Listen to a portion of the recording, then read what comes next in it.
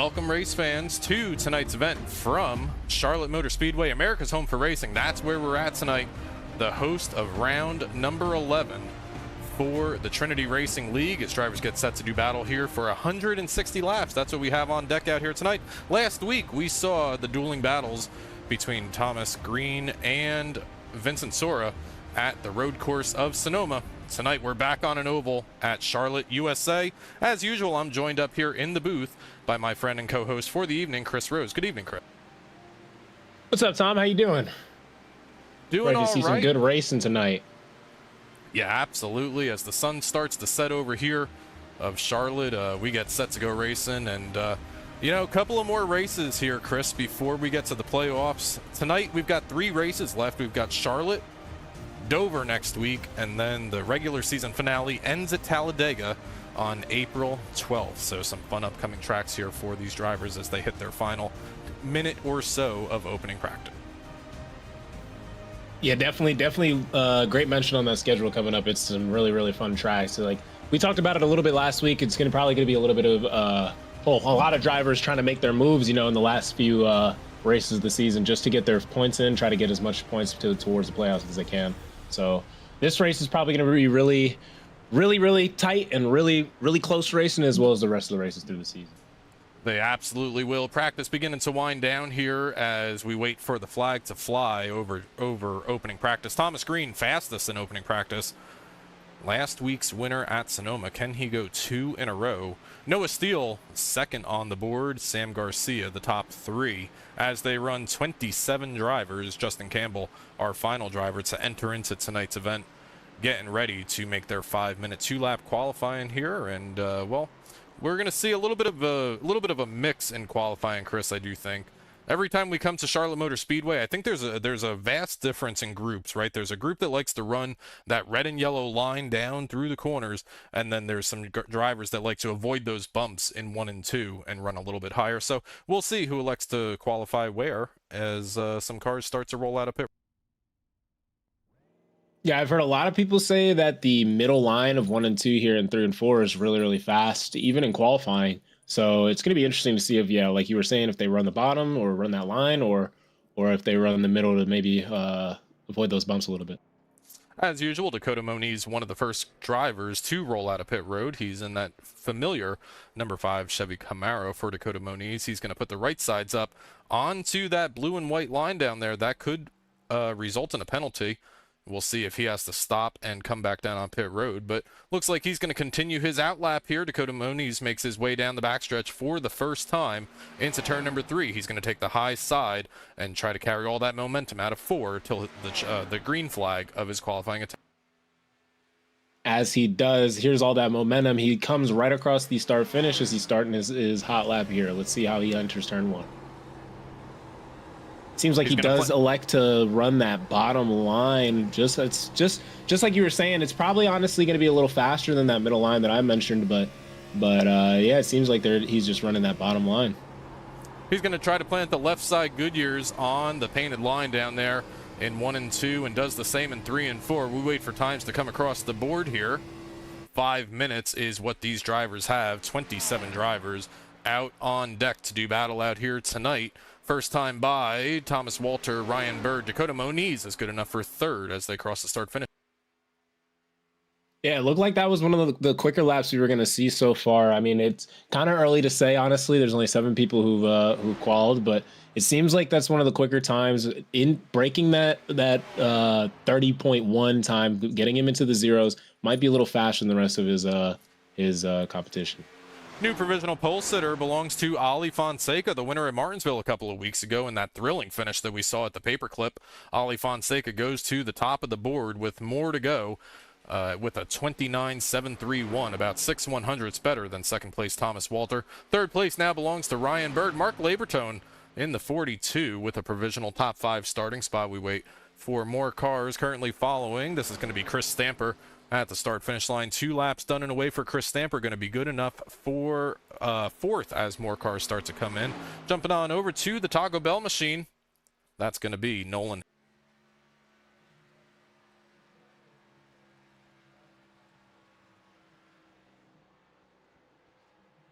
Down into 3. He's gonna try to get down there to that blue and white line. He's gonna be able to do so. This is gonna be the completion of his first lap, as we have multiple drivers on track right now. Drivers like Christopher Norris, Noah Steele, Brandon Gass, Sam Garcia, Chris Stitz, the season points leader coming into tonight's event, all on track right now. Stephen Clapp has moved to the top of the speed charts, who has overtaken Ali Fonseca and Clint Cox in third. Those second laps end up being really, really fast here. It's just under 30 seconds, honestly. I was sitting here saying that Dakota's first lap was fast and didn't even think that there was going to be a second lap for some reason. But here's the second lap seemed to be super, super fast. 2 laps in the books for Nolan Hicks, and he is currently sitting 5th as we follow Chris Stitz. Taking over the points lead coming into tonight's event here. Points lead was being held by Jarrett Talmadge for the majority of the first 10 races of the season. Now, as we come into Charlotte, Chris Stitz, Ali Fonseca, Justin Campbell, that's your top 3. Jarrett Talmadge, missing a couple of races here in the Trinity Racing League, has fallen down to 4th. But the top 16 drivers after Talladega going to move on to the playoffs, where we're going to see a fun chase to the championship here on the Monday nights. Christopher Norris out on track right now, out of turn number 4 at the start-finish line. Let's see where Chris is able to point that Ford Mustang. Christopher Norris, second lap down for him, going to be good enough for 7th as it stands right now. And here's a name we didn't talk about in practice or qualifying here, Chris, but at the top of the board, as it looks like qualifying is just about done. Don't see anybody else out on an active track. Mike Miller going to be fastest here of the 2 laps. Yeah, I'm honestly liking to see that Mike Miller's up here. We haven't really, well, we've definitely spoke about him a few times on broadcast, but I feel like we haven't really seen him sitting in the poles position a bunch. So it's kind of nice to see a newer face up there. Yeah, Mike Miller, we've noticed a trend from that 99 camp. Every time we're here on a Monday night, Mike Miller always putting down the most practice laps in the Trinity Racing League, and not always able to get the finishes that he deserves. But tonight he's got a good starting spot, as driver's going to go into a quick 5-minute warm-up here. The lights are illuminated over the quad oval here this evening, and we'll follow a couple of these drivers along for their warm-up session here. This is going to be our pole sitter, Mike Miller.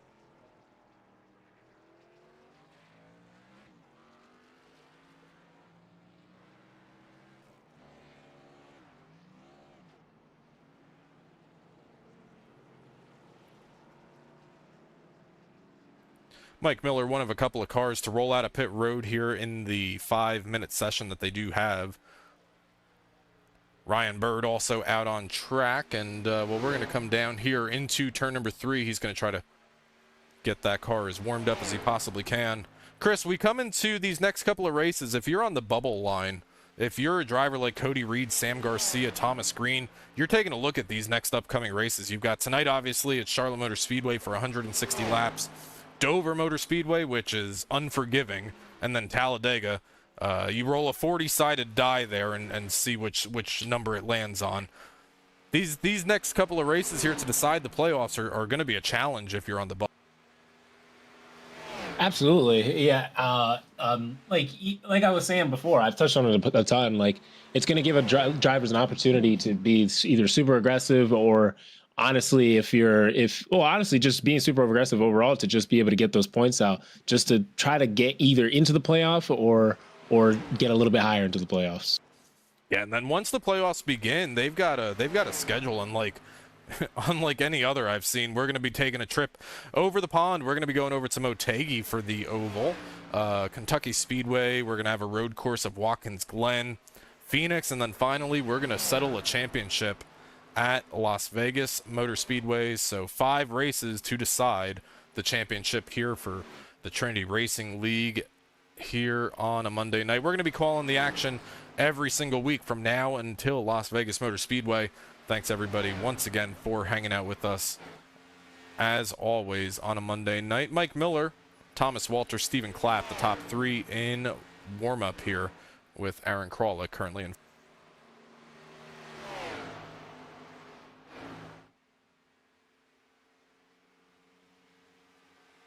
I think tonight, Chris, if we had to pick a name out of a hat that has been performing really well throughout the season, but hasn't found victory lane yet tonight, I think if I had to pick a name out of a hat here, I think I would say somebody like Larry Yingling, maybe a first-time winner out here tonight for the season. He's been fast in that 67. He was in contention at, I want to say it was Michigan Speedway a couple of weeks ago, and the race got away from him, but Larry's going to be my pick out here tonight. Who do you think you got here?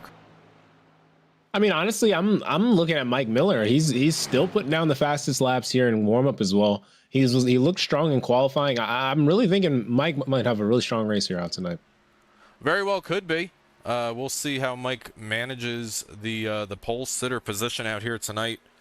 Yeah, I mean, Mike is one of those drivers that, like, I think I would really like to see have a good finish out here, and if he can get a win, that would be awesome to see from that 99. Anybody who always puts down practice, excellent to see them run well, and it's showing once again here in the 5-minute warm-up here. His driver's got just about a minute remaining, and that I see my pick for tonight rolling off a pit road. That's going to be the familiar red and yellow 66. I'd also like to see the one do pretty well. I feel like ever since we spoke with him on the broadcast, I feel like I've watched the way he's raced. He seems to have like a lot of potential. Just kind of puts the car in either gets put in the wrong spots or puts the car in the wrong spots at the wrong time. So just want to see him do good one of these times as well. Yeah, one of those coulda, shoulda, wouldas for many weeks for Josh Stovall, the driver of the number 1 Chevy Camaro. Josh comes in here tonight. He's well within the playoffs. Josh comes in 9th in points. Looks like he's going to be about 60 points out of the points lead behind Chris Stitz. So we wait for warm-up to end out here this evening from Charlotte. And I know these drivers are excited to get back out here. I know if I'm a driver, I don't know where Thomas Walter is. Thomas is down here in like an RV or something. There he is. Oh yeah, he's parked up. It looks like he's at the car meet in the Roval. That's crazy. They're hosting a car meet out there. What?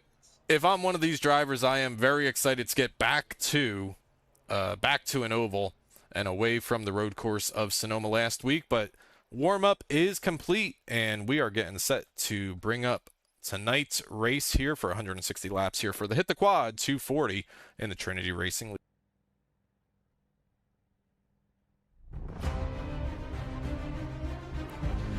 Tonight's lineup, 27 drivers roll out of Charlotte, USA, and it's going to be led by Mike Miller and Josh Kanata on the front row. Stephen Clapp qualifies in 3rd place. Ali Fonseca rolls off 4th, and the top 5 is rounded out by Josh Stovall. Clint Cox, Thomas Green roll off 6th and 7th out here this evening. 8th place belongs to Christopher Norris. Nolan Hicks rolls off 9th, and the top 10 is Sam Garcia. We've got Ryan Kelly in 11th and Thomas Walter here in 12th. Justin Campbell in that number 2 and 13th. Chris Stamper in 14th. Cedric Hunter in that bright pink number 7 in 15th. Noah Steele in 16th. Chris Stitz in 17th. Cody Reed in 18th. Brandon Gass down there in 19th. And Ryan Bird rounding out the top 20. 21st belongs to Mark Labertone, driver of the number 42, looking for his first win of the season. See if tonight could be the night for Mr. Labertone. Dakota Moniz, our grid sponsor, rolls off 22nd out here tonight with Aaron Krolick in 23rd. The top 25 is Larry Yingling and Ben Kinney. 26 belongs to Scott Rickard, and 27th, the solo driver, not to take a qualifying time here at Charlotte, going to be the 91 of Martin Morales Jr. We wait for the cars to roll off of pit road here, Chris, and I tell you what, we want to give a shout out as usual to our pole sitter out here tonight and our grid sponsor. That's going to be Blazing Fast TV. If you're looking for a chill and relaxed stream, head on over to Blazing Fast TV on Twitch and YouTube. Check out a live point of view of Dakota Moniz as he races here in the Trinity Racing League. Drop a follow, subscribe, hit the like button to anything he does. Stay up to date when he goes live and posts content here. Again, Blazing Fast TV, our grid sponsor. Want to give a shout out to all the sponsors who allow us to be here every single Monday night. We wait for the field to begin to roll behind the iRacing.com pace car. Drivers being told to put those cars into gear and get us rolling here 45 miles an hour around this 1.5 mile track.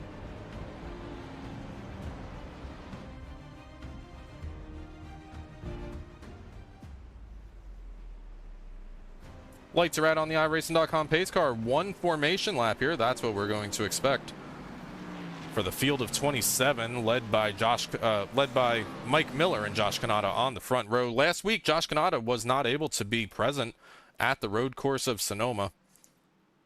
He's feeling a little bit under the weather, but back out here tonight, starting on the front row with Mike Miller, the pole sitter, on his inside.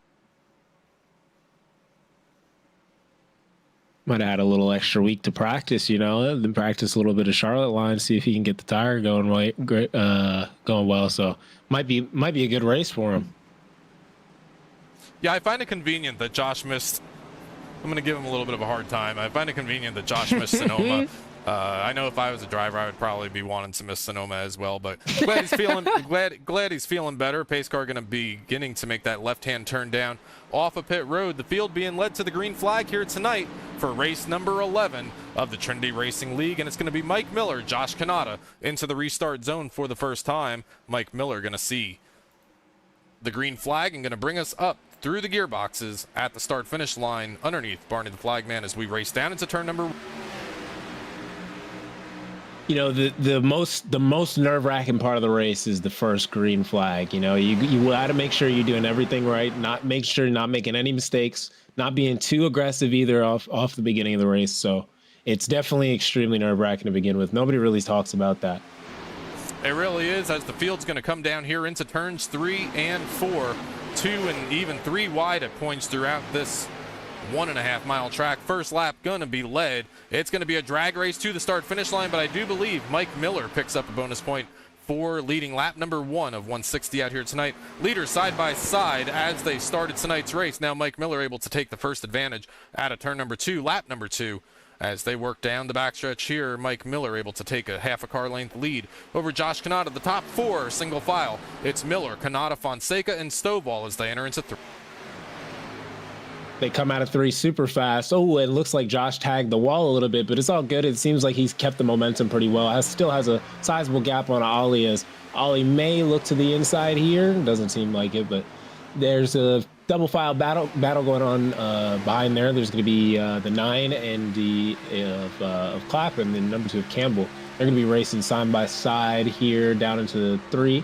Very, very close racing there. Almost got into the back bumper of the 9 there. But seems to keep it straight and fine. Issues early for Cedric Hunter. Unsure of what may have just happened to Cedric Hunter. We're going to try to grab a replay of that. But as we follow this battle happening here, Stephen Clapp in a 3 wide situation. Monkey in the middle through turns 1 and 2. Got Campbell on the inside. Thomas Walter on the outside. They're going to be 2 wide by the time they get out of turn number 2, but a close call nonetheless. Let's take a look at Cedric Hunter. Issues on the backstretch here. We're going to have to back this up maybe just a little bit here and try to find a better look of what happens on this backstretch. Is that Chris Stamper? Cedric Hunter going to go around. Single car incident. We stay green flag racing here on lap number 3. iRacing's been very, very lenient with some of these spin outs recently, especially with that one there. He was facing backwards on the backstretch. I guess there was no cars coming, but I'm still surprised that iRacing didn't throw the caution there. Yeah, Cedric's going to be okay from that. He is going to need a little bit of help in form of a yellow flag to come out at some point. But issues early for Cedric Hunter, probably just a damaged set of Goodyear tires. 4 tire changes, that's what these drivers have to use out here tonight. So don't want to burn those tires up too early, but a tire set down for Cedric Hunter. But he remains out on track right now. One driver on pit road, that's going to be Chris Stamper. With a damage flag of that number 53. We saw both Chris Stamper and Cedric Hunter getting into it on the backstretch there, but unfortunate start to those drivers. We see Mike Miller has a very sizable lead on the pack here. The single car seems to be extremely strong here, but side by side they're battling back here for second place. The Highline has a really big run here into 3 and 4. They're definitely going to be able to get clear here. I really thought the eye line was going to get clear of the 16 there, but seemed like they did mid corner. But it's it's still going. On board with second place, Clint Cox right now. Let's try that one again.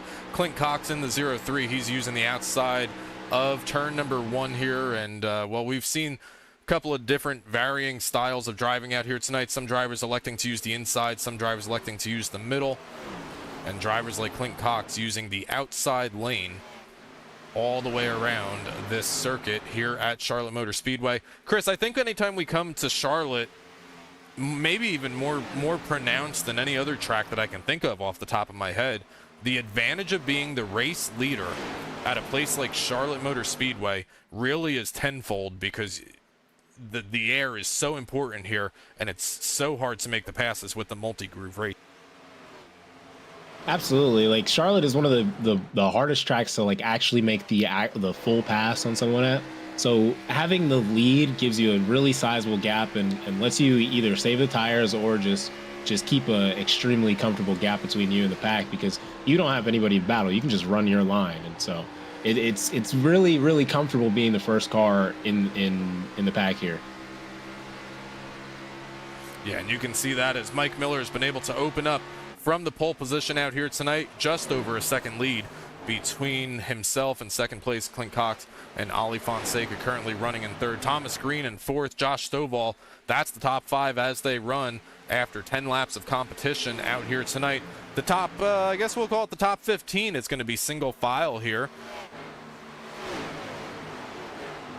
with the exception of second place Ali Fonseca, still going to town on the inside of the 0-3, trying to take that position away. Not able to do so, but he's made a couple of attempts at it, and he's going to try again here in 3. You could see they made a little bit of contact into 3, but it obviously wasn't anything crazy. But it was just some close, hard racing that shows how tight the racing going on is right now. Absolutely. Move Ali Fonseca, the Martinsville winner, up to second place as we have our first yellow flag of tonight. Looks like Aaron Kralik, Scott Rickard gonna have issues here on lap number 11. Let's cue this up and let's take a look here. What happens here on the first yellow flag of tonight? Aaron Kralik and Scott Rickard going to come together on the exit of turn number 4. We're going to have to back that up maybe just a little bit more.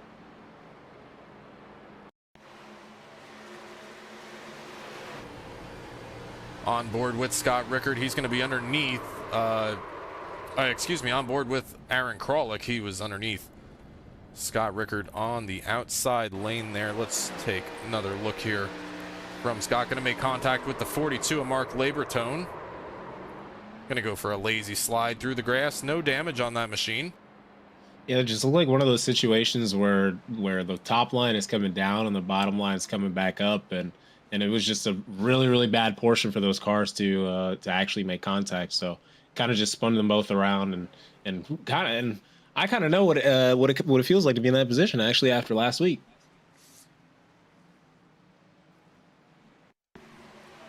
Another look at it here. We'll slow this one down just a little bit. Coming out of turn number 4, Aaron Kralik slides up just a little bit. Maybe Mark Labertone comes down just a little bit. Mark Labertone's actually going to do a really nice job here not to nose that 42 into the wall. Scott Rickard sees the 42 sitting perpendicular inside. Maybe a little bit of contact there, nose to nose. But both these drivers going to continue without issue. A couple of the leaders on pit road: Clint Cox, Thomas Green, Nolan Hicks, Thomas Walter, and a few others, but the top 4 have stayed out.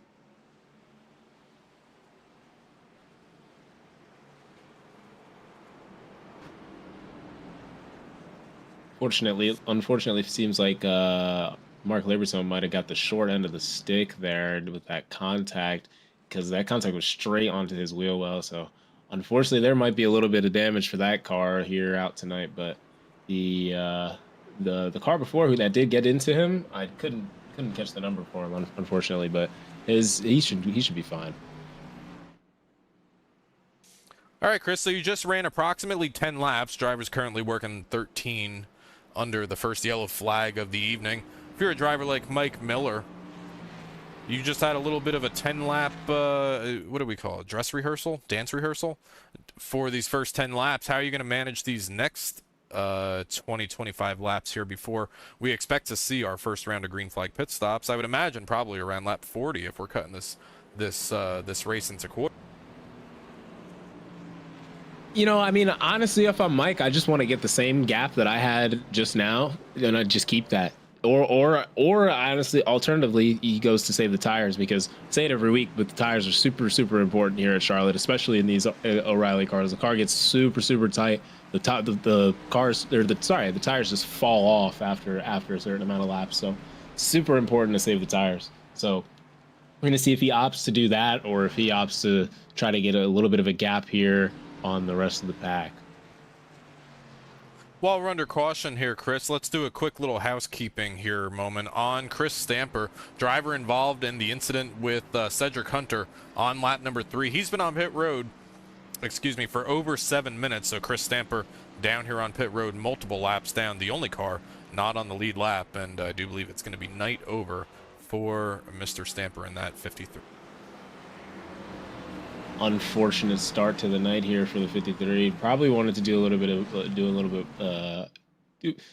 of work here tonight, but unfortunately they're getting a little bit of work done in the wrong way. But seems like the lights are off on the iRacing pace car, so it's going to be coming to the green flag here. Yeah, Mike Miller elects to take the outside lane here for the initial start of the race. It was Miller on the inside and Kanata on the outside, so a little bit of a switch up here. We'll see what Mike is able to do. I mean, we saw Josh really contend on that outside line. Maybe he saw that and said, you know what, let me give that outside a shot here. And I don't hate the outside line here because you avoid all the bumps down into turn number. Yeah, the outside line works pretty well here, honestly, especially in 1 and 2. 3 and 4, it's a little bit harder, but especially into 1 and 2, it works out really well. So we're going to see what he ends up doing here.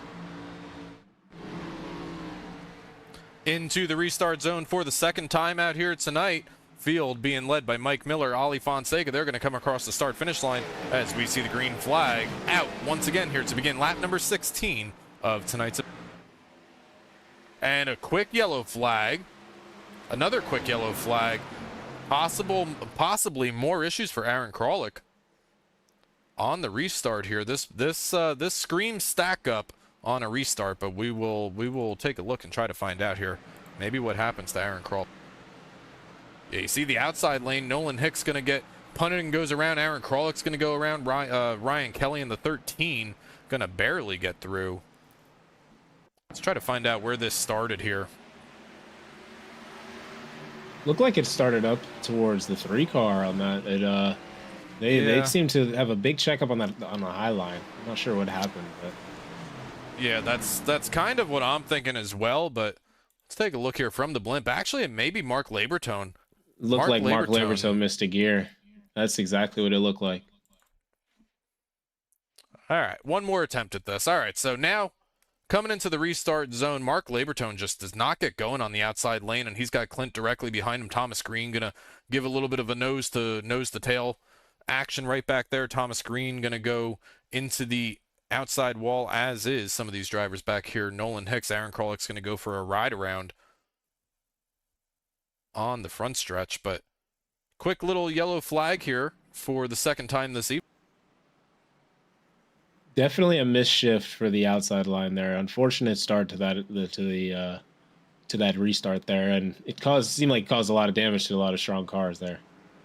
Yeah, Thomas Green on pit road, he got some nose damage there, and you can see it right about where it says the word Camaro on there. That's going to be some pretty significant damage here for Thomas Green. These O'Reilly cars super sensitive to nose damage, as they will overheat. I want to go on board here with Ryan Kelly. Ryan Kelly had a pretty fun for us, view of this incident here on this most recent restart, but I think he got through without it. He's going to see the 0-1 go around. Nolan Hicks in the outside wall, and just picked the right lane for driver number 13 of rank. Yeah, the C's kind of parted for him there. There's the 0-1 there probably had a really good shot of the actual checkup, but the spin around probably would have messed up the shot. But the Sorry, the last car there definitely got through he definitely got through the gap there very nicely.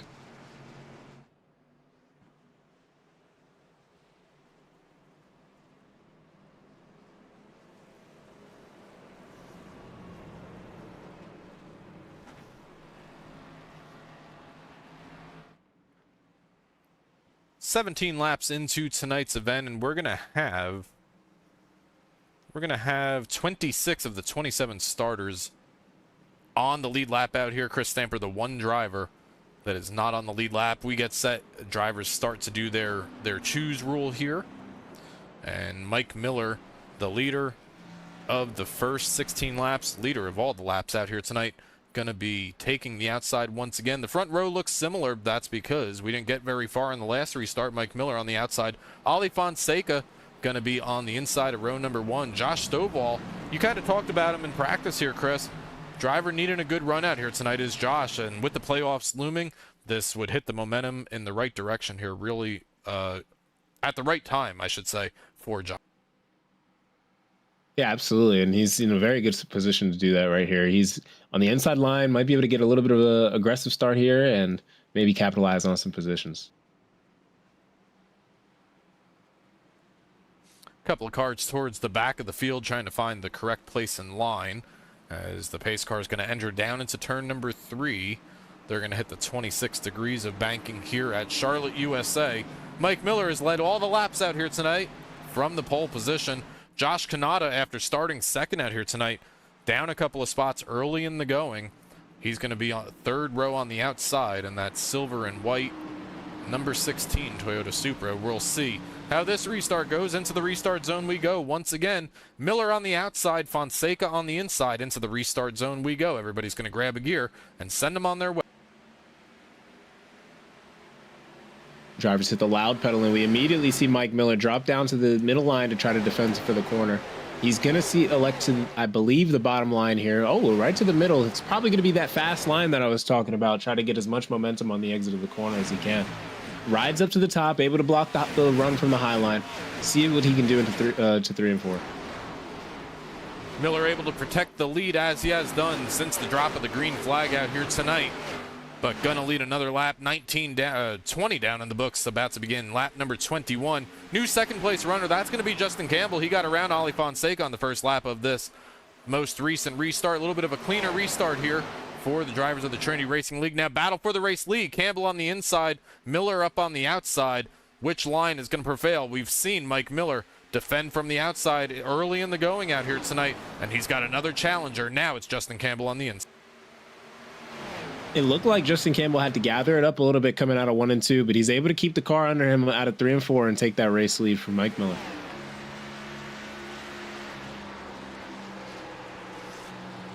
Campbell's going to drop down to the bottom shelf of the Speedway. That's going to leave Mike Miller with 2 options, either the middle or the top, and he's going to go up to the top. And you can see the momentum he's got halfway down the backstretch with the American flag on the hood of that Chevy Camaro in that 99.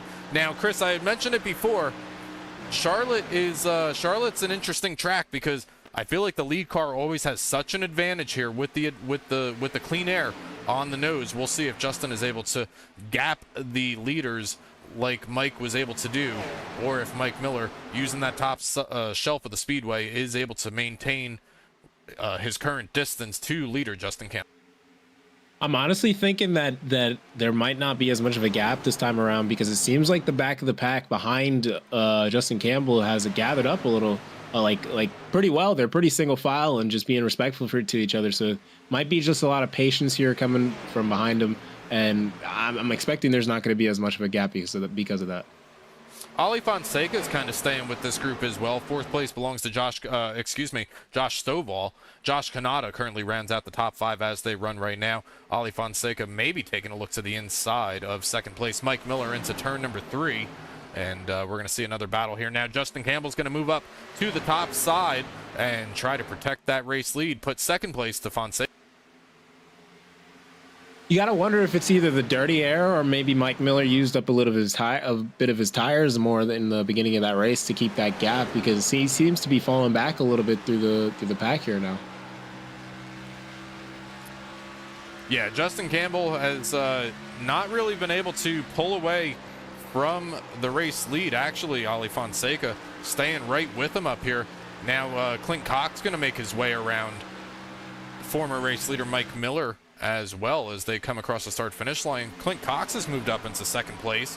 He got around the 24 on the backstretch here. Now new battle for the race lead. It's going to be Cox on the inside, Justin Campbell on the outside as we work down the backstretch here of Charlotte, US. Cox looking to the inside here, seems to make a little bit of room here onto the middle of the corner, able to clear the 2 car. Let's see if he's able to keep the momentum on the exit, and he does. New leader for the race for the hit the quad 240. I might have dyslexia here tonight. Mike Miller continues to slide back here after this most recent restart. He's now under fire from Josh Stovall. A battle for the 4th place position. The 4th place position back there. Josh Stovall trying to work around the former race leader of Mike Miller, and we'll see if Mike can kind of maintain his position right here. But we'll take a look back here. Last week's winner, Thomas Green, currently runs solidly inside the top 10. He's going to take a look to the inside of Chris Stitz by the time they make their way through turns 1 and 2. He's got a roadblock in front.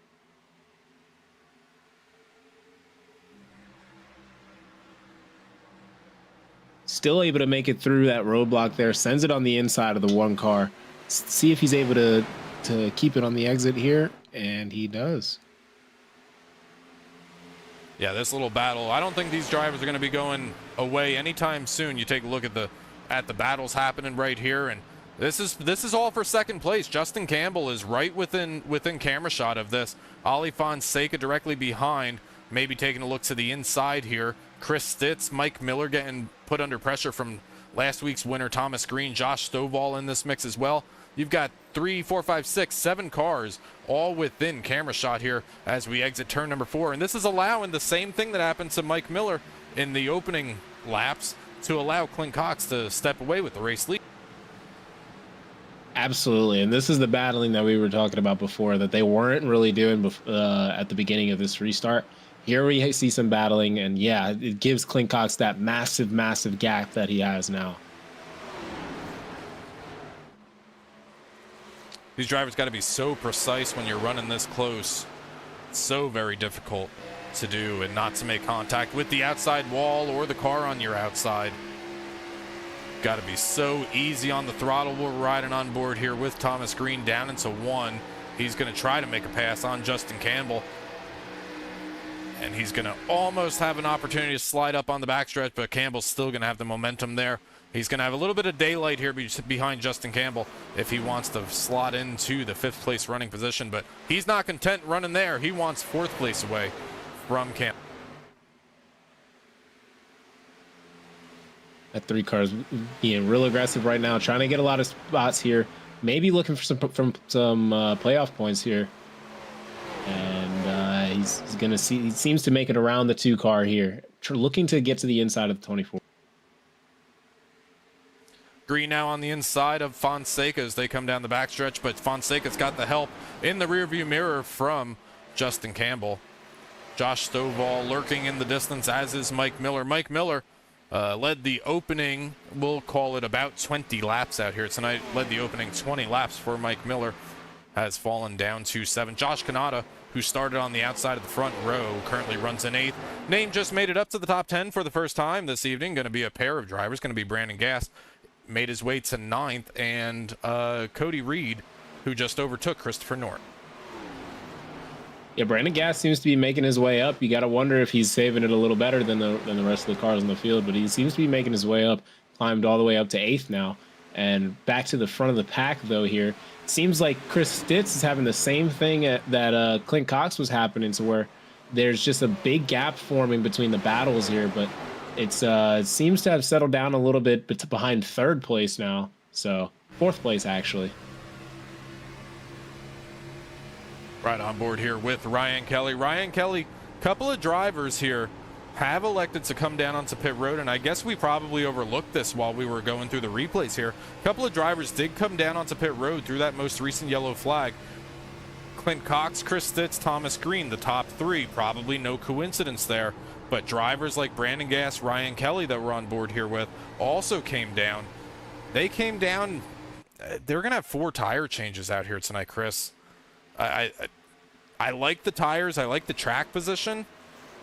But now they have to switch into a different mindset out here tonight. They have to switch this into a 3-stop or a 3-tire race as opposed to a 4, where Fonseca, Campbell, Stovall, all those drivers are going to have an extra set if we have a couple of green-white checkers at the end of the race. And, oh yeah, by the way, we've got 3 of them.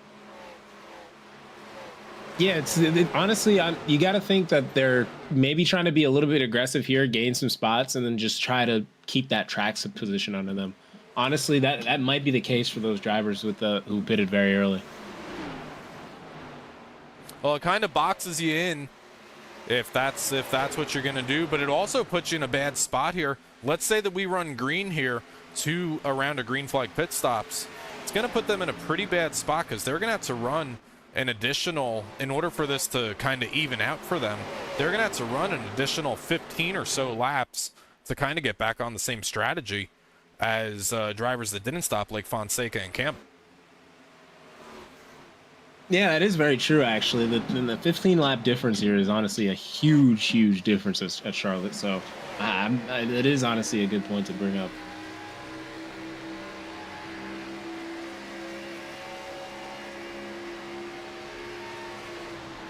Riding on board with the 99 of Mike Miller. Currently working the outside lane, as he has been doing for the majority of tonight's event so far, trying to chase down Ryan Kelly, but Ryan Kelly on those 4 fresh tires. Not going to be an easy chase for Mr. Miller, who led a bunch of laps early in the going out here tonight. Brandon Gass, another driver on tires. He's on the move as Brandon Gass has made his way up to the 6th place running order and now sets his sights on Ollie Fonseca and Justin Campbell, the 2 drivers that are that did not come down for tire. Oh, contact there coming off of 2 between Ollie and that is Josh Green, I believe. Or no, that's Brandon Gass he had contact with. That was honestly a little scary for that 24 car. If I was him, I would have definitely been a little bit scared there, but able to keep the car under him and keep it going straight there and keep it green flag going. While all this is happening, Clint Cox has opened up a 1.5-second lead over 2nd place Chris Stitz.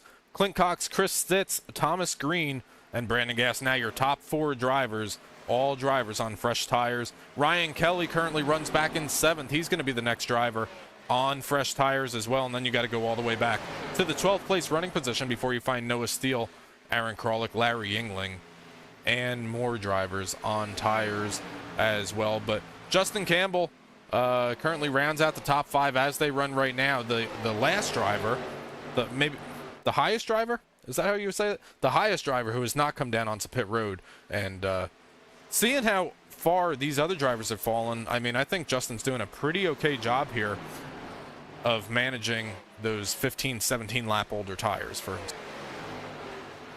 Yeah, maybe he's using that. He's being a little defensive here, trying to keep that track position like I was talking about. But it's still going to be a little difficult with that tire difference. Honestly, he's probably going to start falling back here a little bit as we see Ollie looking to the inside there. Yeah, I mean, what's nice for Justin here is he's got a little bit of breathing room. Obviously, not to the 24.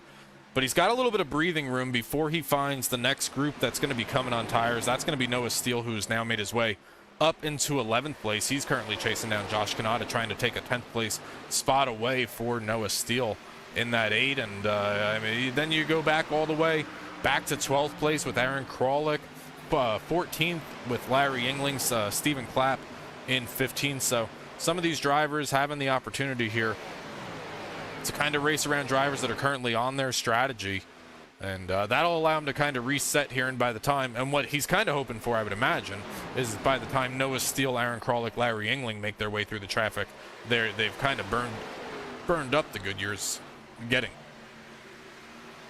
Yeah, that's definitely going to be their biggest hope there. Hope that the competition behind burns their tires more than you can here. So it's definitely going to be a lot of patience and defensive driving for the number 2 here. as we see a big battle going on back here. A lot of cars looking for, I believe that's what the 11th position here. They're all looking to break into the top 10 as we see the 0-1 look to the inside of the 25. Might be able to a little bit of contact on the exit of turn 3 there, and there's a big crash coming out of 4. Stephen Clapp's going to go around. Cedric Hunter's involved as well as more drivers as they race past it on the start-finish line. Nolan Hicks may have been involved. Unsure. We'll have to check in on Nolan Hicks here in a moment. But I know I saw Cedric Hunter going around. It looks like he's going to get away without a whole lot of damage here. But let's back this up. Now that's going to give an opportunity for some of these drivers to make their first stop. Some maybe even their second. All right, making our way through turns 3 and 4, we're going to be taking a look at Cody Reed and Aaron Crawler coming out turns 3 and 4. Larry Yingling's going to be involved in this little kerfuffle as well. Stephen Clapp, the 91 Martin Morales Jr. going to slide through. Scott Rickard, he's going to be able to maintain on the track without issue. Let's grab one more look here before drivers hit pit road. And let's go on board here.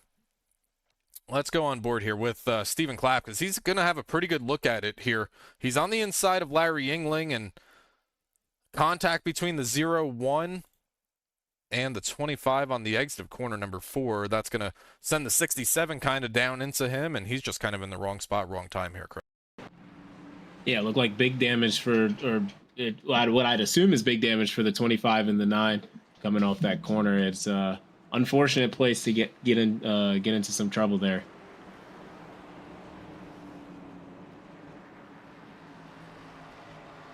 All right, so let's set the scene here real quick. The top 5 drivers have already pitted. They pit on lap number 13 or 17, depending on who they are. And now they're going to be coming down. I wonder if we're going to see some 2-tire stops or maybe fuel only. I can't imagine we'll see fuel only from these race leaders, but now this puts them in a really difficult position, because now they're going to be 2 tire sets short of the other drivers, as they are going to be using their second set of Goodyears out here this evening, as drivers all make their way into their pit boxes. And Mike Miller start on the pole out here tonight, and he's got the first pit box, but Chris Stitz is already rolling, as is Brandon Gass. Thomas Green going to be making his way off of pit road. Ryan Kelly going to be rolling off. And then from there, it's an ITAP.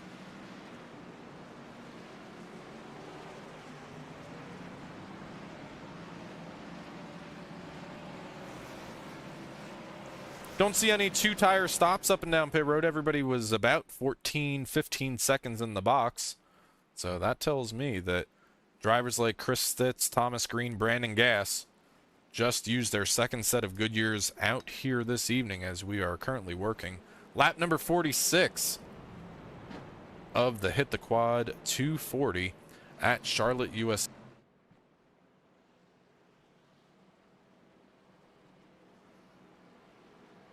Chris Stitz is going to be leading us coming to the green flag over here. It's honestly moved up a lot of positions here. I believe, 5 positions here from his starting position. It's been a good race for Chris Stitz here.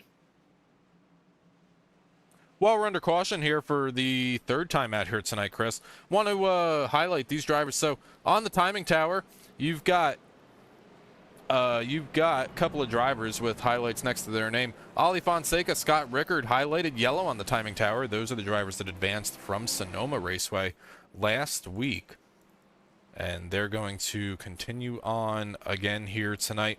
The higher finishing of the 2 drivers going to advance once more to, I guess that would be the finals at Dover next week.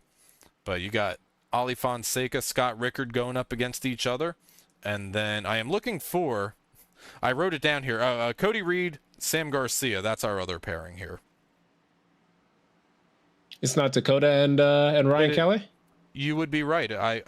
I wrote down the bubble drivers before for the playoffs, and I wrote Reed, Garcia, Green, and I looked at the wrong. You are correct. It's going to be Ryan Kelly, Dakota Moniz. So red against red, yellow against yellow. I was confused a little bit over here. I was like, wait, is it bad on the broadcast or on the notes? And the in-season tournament sponsored by Orchid Ink Tattoo Studio. Follow Orchid Ink Tattoo Studio and Tattoos by Paulie on Instagram for a one-stop shop for all your custom full-color tattoos, stickers, painting, and more. Orchid Ink Tattoo Studio.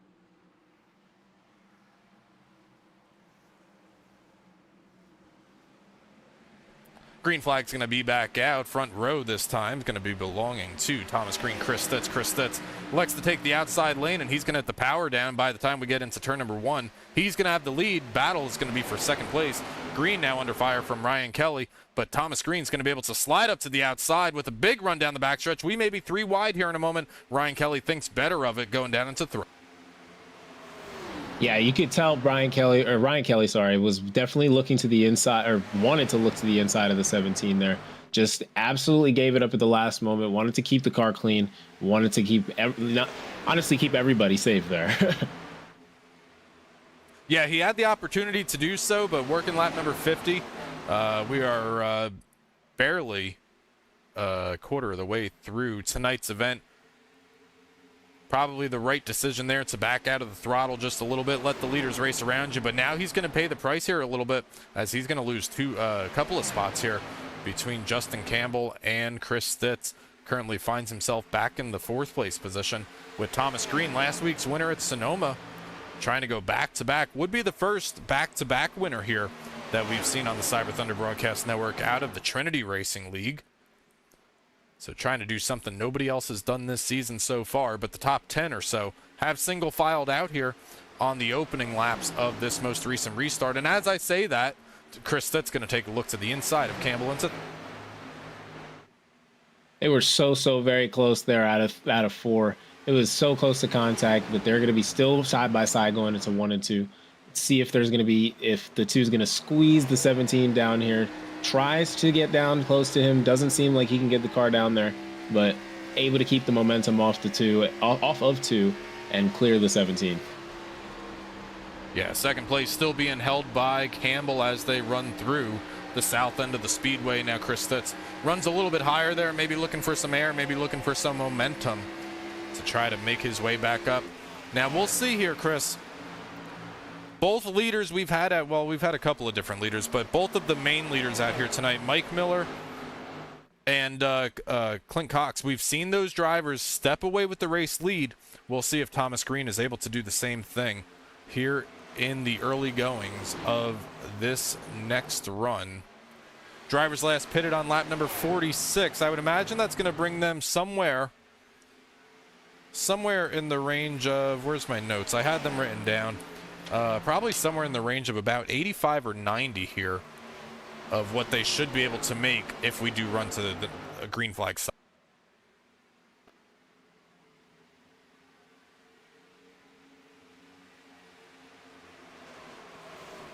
Sliding back a little bit here, just outside the top 10, Aaron Kralik tries to defend from Sam Garcia in the number 50 Toyota Supra, working his way through turns 3 and 4, but a battle now for the, where's Clint Cox? Clint Cox is going to be the battle for the 8th place position. That's going to be Noah Steele directly on his his inside through 1 and 2, halfway down the backstretch. Noah Steele not able to slide up or take that spot in between the 0-3 and the 1. Now maybe a little bit of breathing room here for Noah Steele. He's going to be able to find a spot, but at the front of the field by 0.7 of a second, it is Thomas. Thomas Green's probably getting, oh yeah, he's definitely getting a little bit of that gap that keeps happening for the leaders here. As long as 2nd and 3rd are battling, it's definitely just going to continue giving the gap to the leader. So honestly, if I were in Chris Stutz or Justin Campbell's position, I would just try to just work with the person in front of me and work with the person behind me, not really battle as much as possible, and just keep it clean as long as we can. Brandon Gass now takes a look to the inside of the 0-3 of Clint Cox. Tries to take a spot away, and they're going to send it on down into turn number 1. Great battles happening back here. This is going to be for the 7th place position. They got a little bit of room in front of them. They got probably about a second or so before they see the next car for position. That's going to be Ryan Kelly up the road a little bit down the backstretch. But Brandon Gass, he's going to be leading a train of cars of about 5 or 6 cars directly behind him, trying to make something happen here, but just unable to make anything happen on the inside line, at least so far.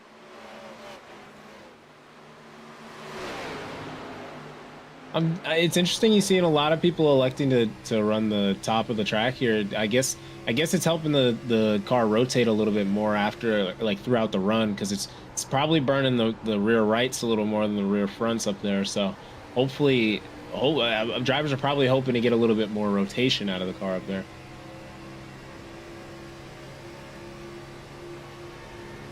Taking a ride around Charlotte with Noah Steele. Noah's got a windshield full of Brandon gas directly in front of him, trying to make something happen here.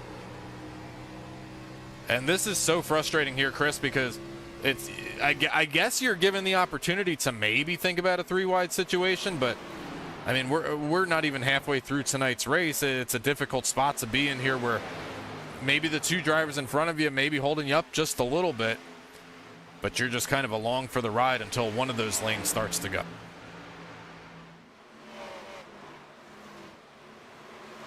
Yeah, along for a ride you are, as you see a lot of the drivers are single filed out, or being extremely respectful for each other. They're definitely conscious of it being, like, not even the middle of the race, trying to keep it a little safe, maybe save the tires a little bit. Definitely seems to be what's going on here.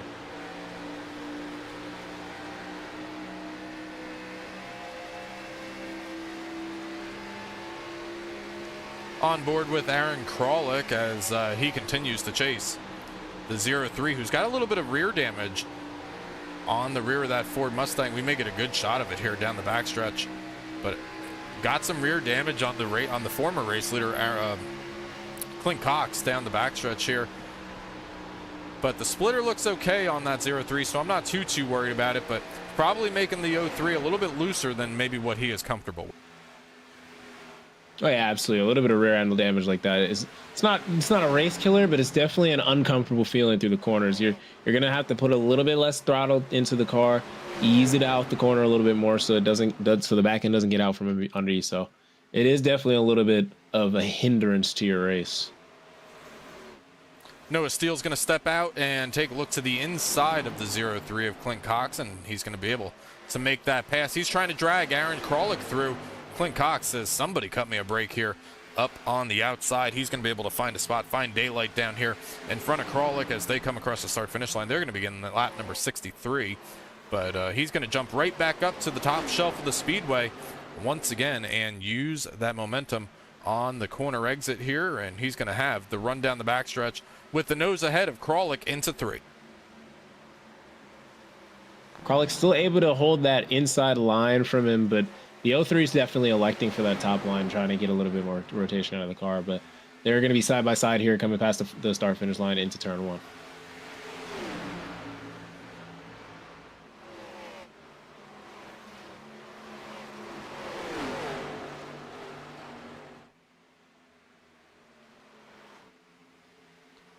Cox now under fire from Sam Garcia in that number 50, as he's going to be the next in line to try to take that position from Clint Cox, as it looks like Aaron Kralik has been able to make his way around the 03 just a little bit here. Now the first side-by-side battle directly behind this group of Cox and Richter across the start-finish line into turn number 1. You got Richter up on the outside, Sam Garcia on the inside, and now we're going to have a temporary 3-wide situation there, but it's going to settle out by the time we get out of turn 2. Interesting place for it to be 3 wide on the track there. It's honestly, like, right out of the corner entry is a really interesting spot to send it 3 wide, but they were able to have it settle out very nicely. Yeah, they were. That had the opportunity to go awry, but they were able to make it work. But now taking a slide back up to the front of the field, Chris Stitz on the outside of Mike Miller. Mike Miller gaining a couple of spots here on this most recent green flag run, working lap number 66 of 160 out here tonight. Saw him slide down after not taking tires and trying to manage a top 10 running position, and now on equal footing again, but gonna need to work through the field to try to get back up to where he was to start tonight's race. That's Mike Miller, who currently runs in Ford. Still keeping in the top 5 though for Mike Miller. That's still a comfortable position to be if I were him. I wouldn't be too upset with being a few positions behind the leaders. Let them battle a little bit. Let me save my tires, you know. So it's not really the worst position to be if you're the 99. Yeah, it's not, but you know, you take a look. I mean, Mike Miller, he's got some company coming in the rearview mirror. You've got Nolan Hicks directly behind him. You got a little bit of room there to work, but you got Nolan Hicks directly behind him. You're gonna have Ryan Kelly in this mix, Josh Stovall, Brandon Gass, Noah Steele, drivers like that. So you don't want to sit here for too long and turn a 3-car battle into a 5 or 6-car battle. That's the last thing anybody wants to have happen, is have more cars trying to work their way through at the same time you are. At the front of the field, it is still Thomas Green, who has opened up his lead to just under a second over Ali Fonseca. Here you can see Thomas Green got about a 10-car length advantage over Ali Fonseca, working lap number 69 out here this evening. Every single leader we've seen here tonight, Chris, has opened up a gap, while second place has kind of maintained, stayed within a battle for second place.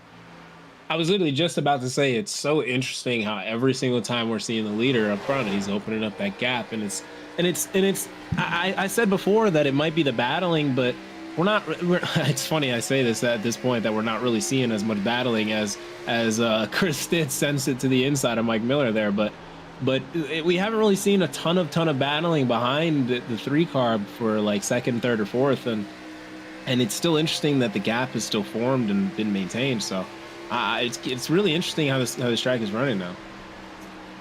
Ben Kinney had a moment a couple of laps ago. Let's jump on board over here with Ben Kinney and see what happens to the driver, the number 51 M&M's Ford Mustang. He's going to make, is it contact with the outside wall? No, it's not. He's just going to get a little loose on the exit of 4 and put the left side tires down onto the apron down there, which triggers an off track for Ben Kinney. Drivers got to be careful about that. 24 of those incidents out here tonight will disqualify you from the race. Yeah, if I'm a driver, I'm not really worried about the off track, honestly, but like, yeah, if there was more of a penalty there, I definitely would be a little bit more concerned about it, because Iverson only gives that 1x for it. You know, I could do it 24 times before they really get on me, but I don't know, stuff like that should definitely be looked at and penalized throughout the race. But I'm not really sure about that. But either way, we're up here with Justin Campbell trying to fight off Ryan Kelly here. He's looking to the inside of him into 1 and 2. Might get a little bit of a look here, but the 2 keeps some momentum out of 2. Yeah, Justin Campbell started. Looks like Justin Campbell started 13th out here tonight. Has made his way up into a top 5 spot. Biggest movers of tonight. Chris Stitz is up 13 spots. Race leader Thomas Green up 6 spots from his qualifying position. Other drivers like Brandon Gass up 11 spots. Didn't get the qualifying effort that Brandon wanted to have in the 5-minute 2-lap qualifying that we had a little bit ago. Aaron Krolick, 13 for Aaron Krolick, 15 for Scott Rickard. So some drivers going in the correct direction out here this evening. Mark Labertone down 2 spots. Stephen Clapp involved in that incident on, was it the restart incident there for Stephen Clapp? Down 19 spots for Steve.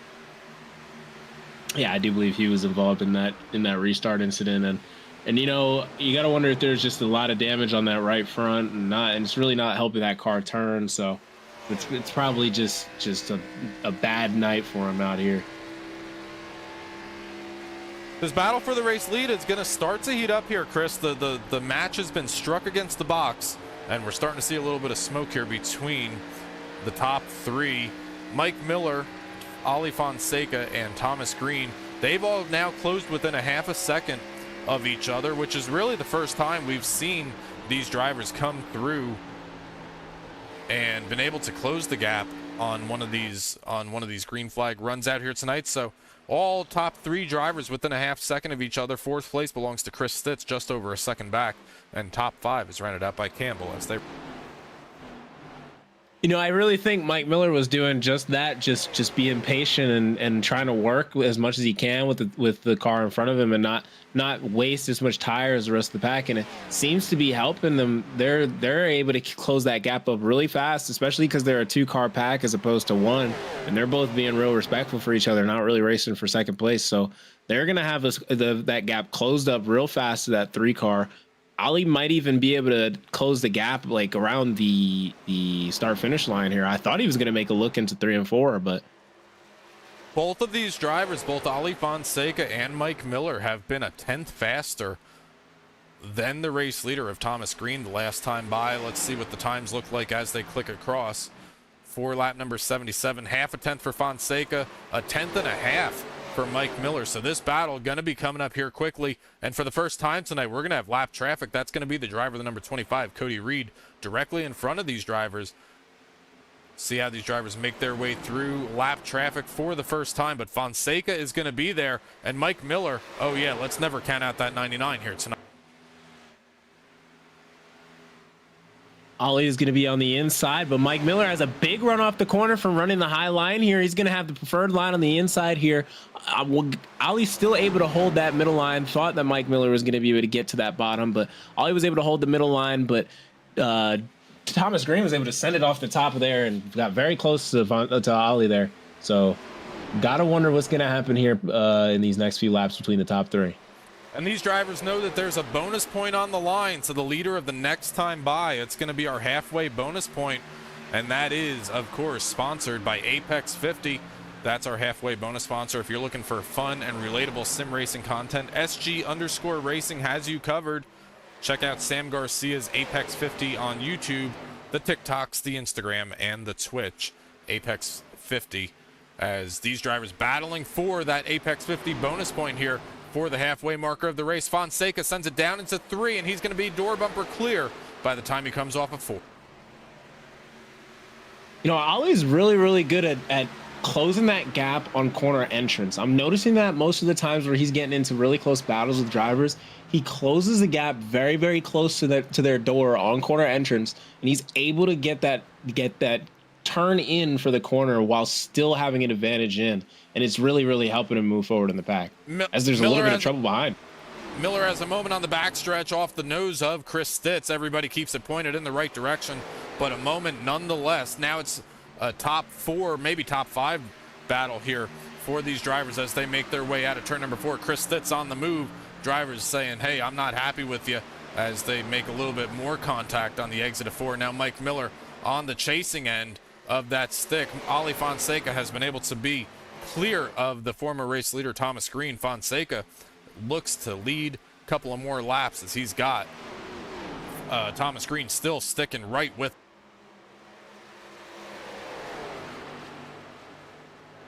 Thomas Green was definitely looking to the inside there, wasn't able to make the move though. There's going to be really, really close racing up front.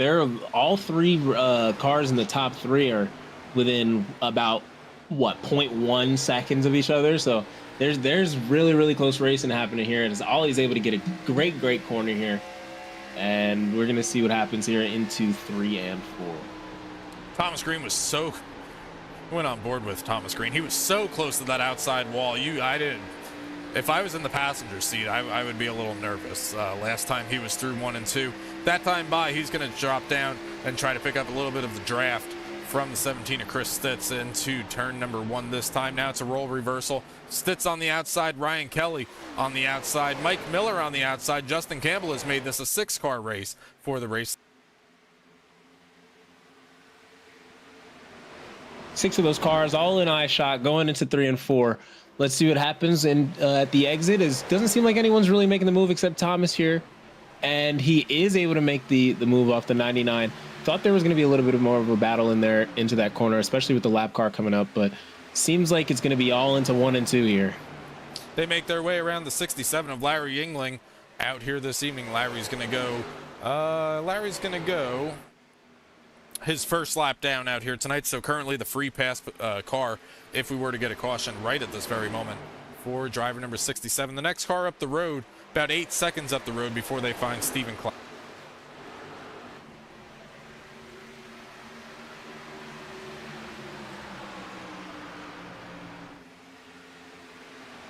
Chris Stitz on the hunt, trying to take a shot at Ali Fonseca, but here comes Ryan Kelly on the inside of the 17. Ryan Kelly, the winner at Homestead a couple of weeks ago, picked up his first win in the Trinity Racing League, trying to hit the momentum stride as we begin to think about the playoffs in just 3 weeks' time here on the Cyber Thunder Broadcast Network. But they're all chasing Fonseca at lap number 87. Let's see if Fonseca is able to make that gap like the leaders have been able to this whole race, because they're definitely not giving up behind him. Ryan Kelly is looking to that inside of Chris Stitz and Ollie here. Maybe he's looking for the race lead. He might be. Ollie's coming down to pinch him, and he's not. He is able to keep that momentum. They're side by side going into 3 and 4. Into 3 and 4, Ryan Kelly's going to take a look to the inside. Fonseca's going to get right down on that passenger side door and try to defend the position, but it's all going to be for naught as Ryan Kelly takes the lead away from Ali Fonseca. Across the start-finish line, 87 in the books, working 88 out here tonight, and the top 5, top 6, maybe even top 7, all within shot of winning tonight's race.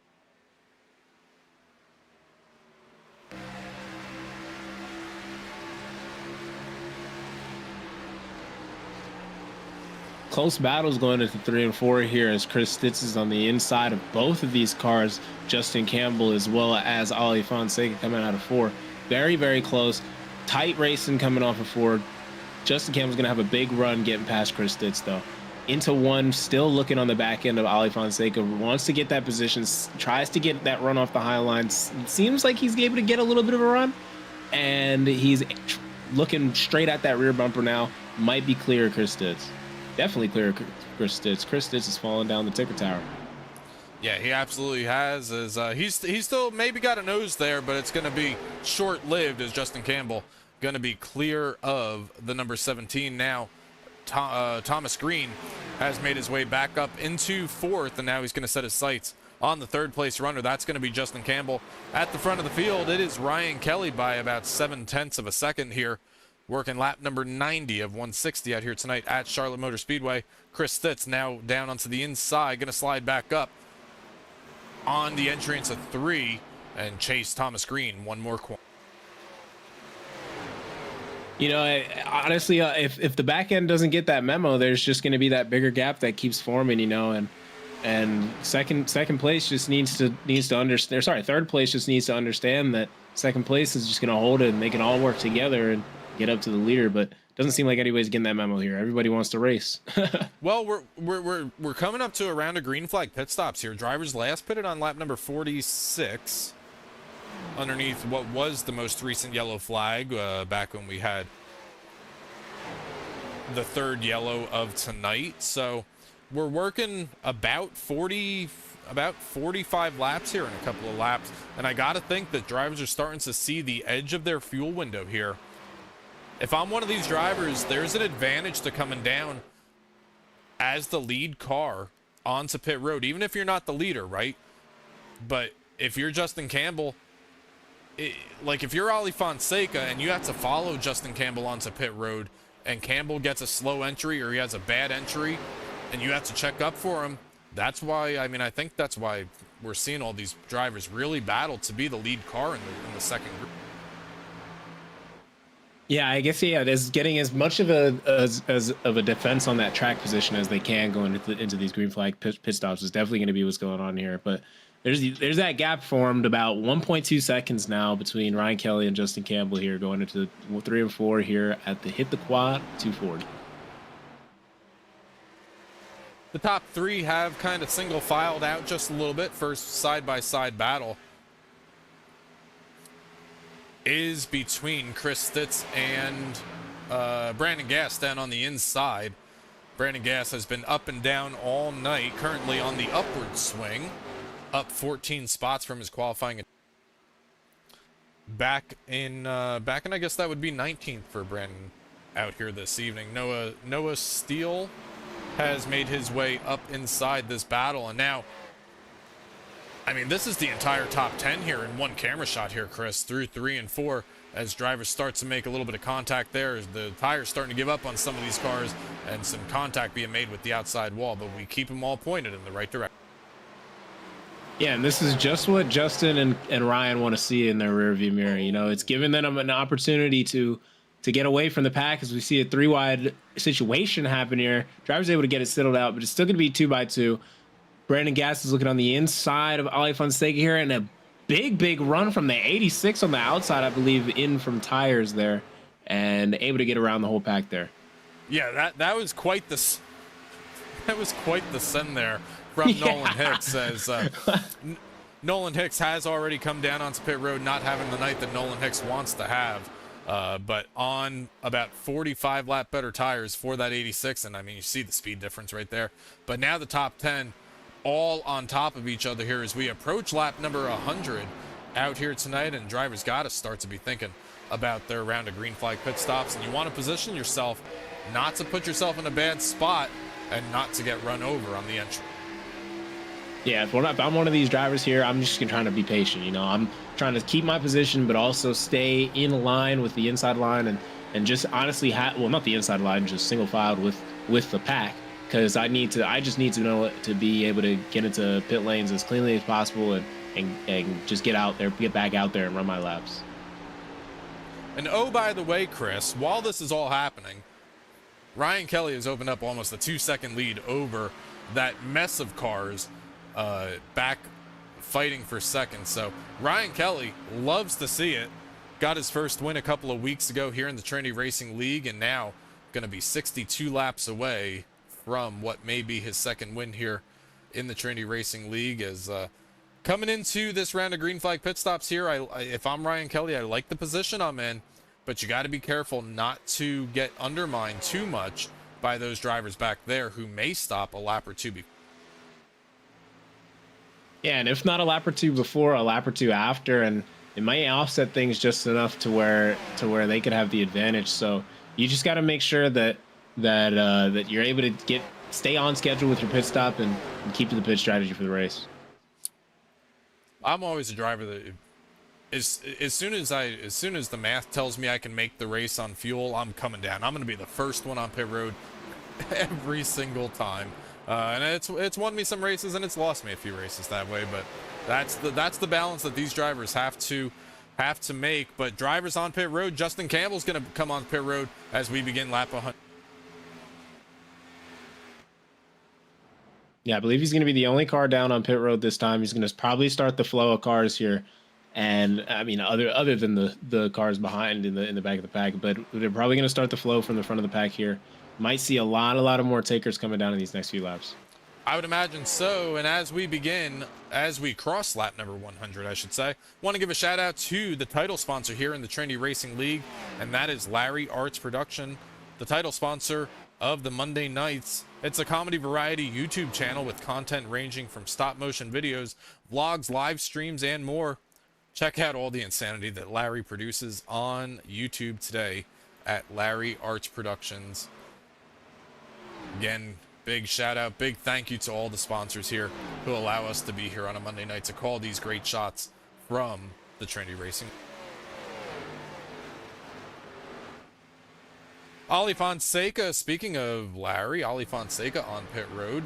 Larry's somewhere on the hood of that car. We can't see him right now, but on the hood of that car is Larry from Larry Arts Productions, as Ali Fonseca down and out of the way for pit service. Mike Miller is going to come down onto pit road as well. The entire top 16 yet to make their pit stops. Black flag for Ali Fonseca, too fast exiting pit road for the 24. That's going to be detrimental.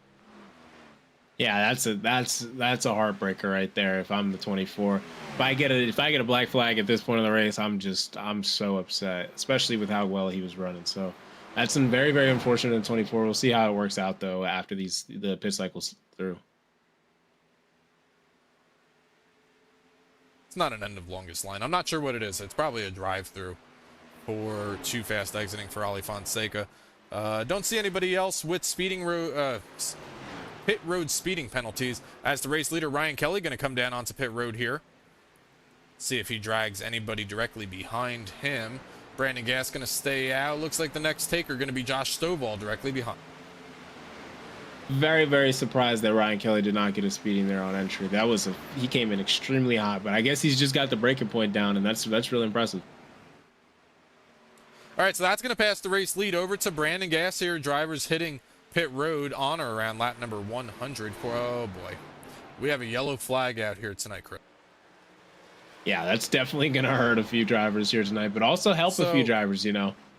So Ryan Kelly, we're gonna have to wait for timing and scoring to kind of update here. Ryan Kelly, that's Brandon Gass right there. Ryan Kelly stayed on the lead lap through that round of green flag pit stops here, and I believe Ryan Kelly just caught the break of the night.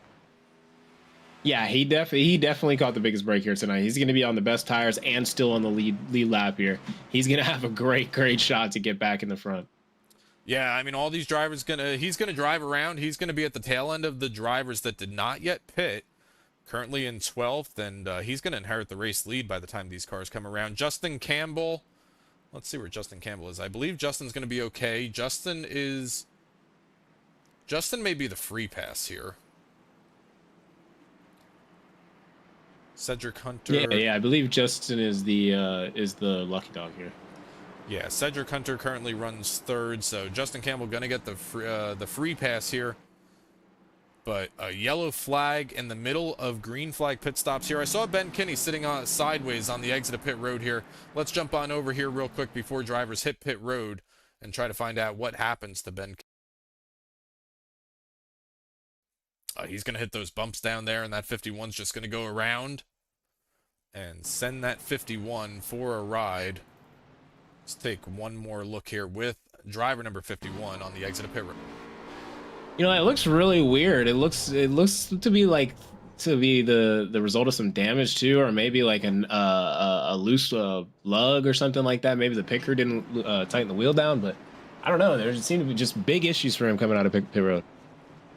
Yeah, Charlotte's notorious for having those bumps on the apron, and they're really bad on the exit of 2.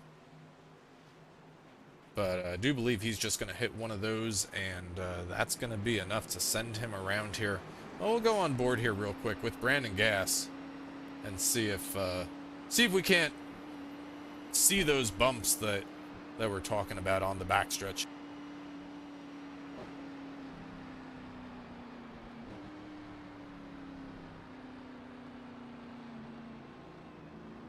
All right, 4th caution out here tonight, and now the field has been kind of flipped on its head out here. A lot of the same names that it has been all night.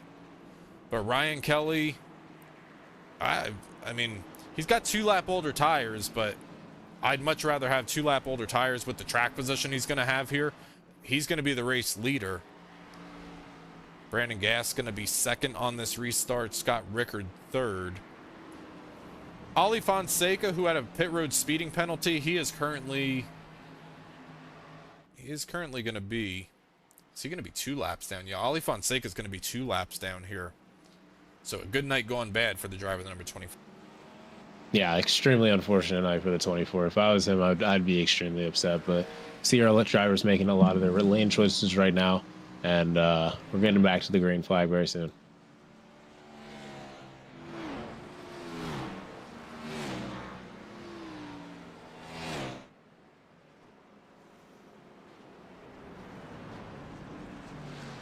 Driver's going to have about 50 laps and change to go here by the time we see the green flag. Out here, once again, Cedric Hunter involved in an incident on lap number 3, I want to say, for the driver, the number 7. Now finds his way back up into the 2nd place. He's on equal footing as the other drivers. He's actually got 2 lap better tires than the race leader, Ryan Kelly. Ryan Kelly, again, on pit road when that yellow flag came out, was able to stay on the lead lap. So a little bit of a tire disadvantage, but he's going to have the race lead and control of this restart here. Ryan Kelly on the inside, Cedric Hunter on the outside for this Lights are off on the iRacing.com pace car as they come out of 4. It's going to be Cedric Hunter in the bright pink number 7, as well as Ryan Kelly. Pace car down and out of the way and into the restart zone. Once again we go. Ryan Kelly, the control car, he's going to be the first one to see the green flag. Cedric Hunter on the outside. 2 lap better tires on the outside lane here, but on the inside it's going to be control car Ryan Kelly who gets the advantage down to turn number 1. Cedric Hunter still sticks to the outside. Going to try to get a run on the exit of turn number 2. Not going to happen, at least just yet. Brandon Gass has settled into third with battles from Kralik and Norris directly behind. Big battles coming from behind in the pack. What are they, almost 4 wide behind? They're going crazy back there in the middle of the pack. That they're able to get it sorted out through 3 and 4 here. And it looks like it's going to become a lot of single file here. And as drivers probably want to save their tires as much as possible to get as much momentum as they can towards the end of the race.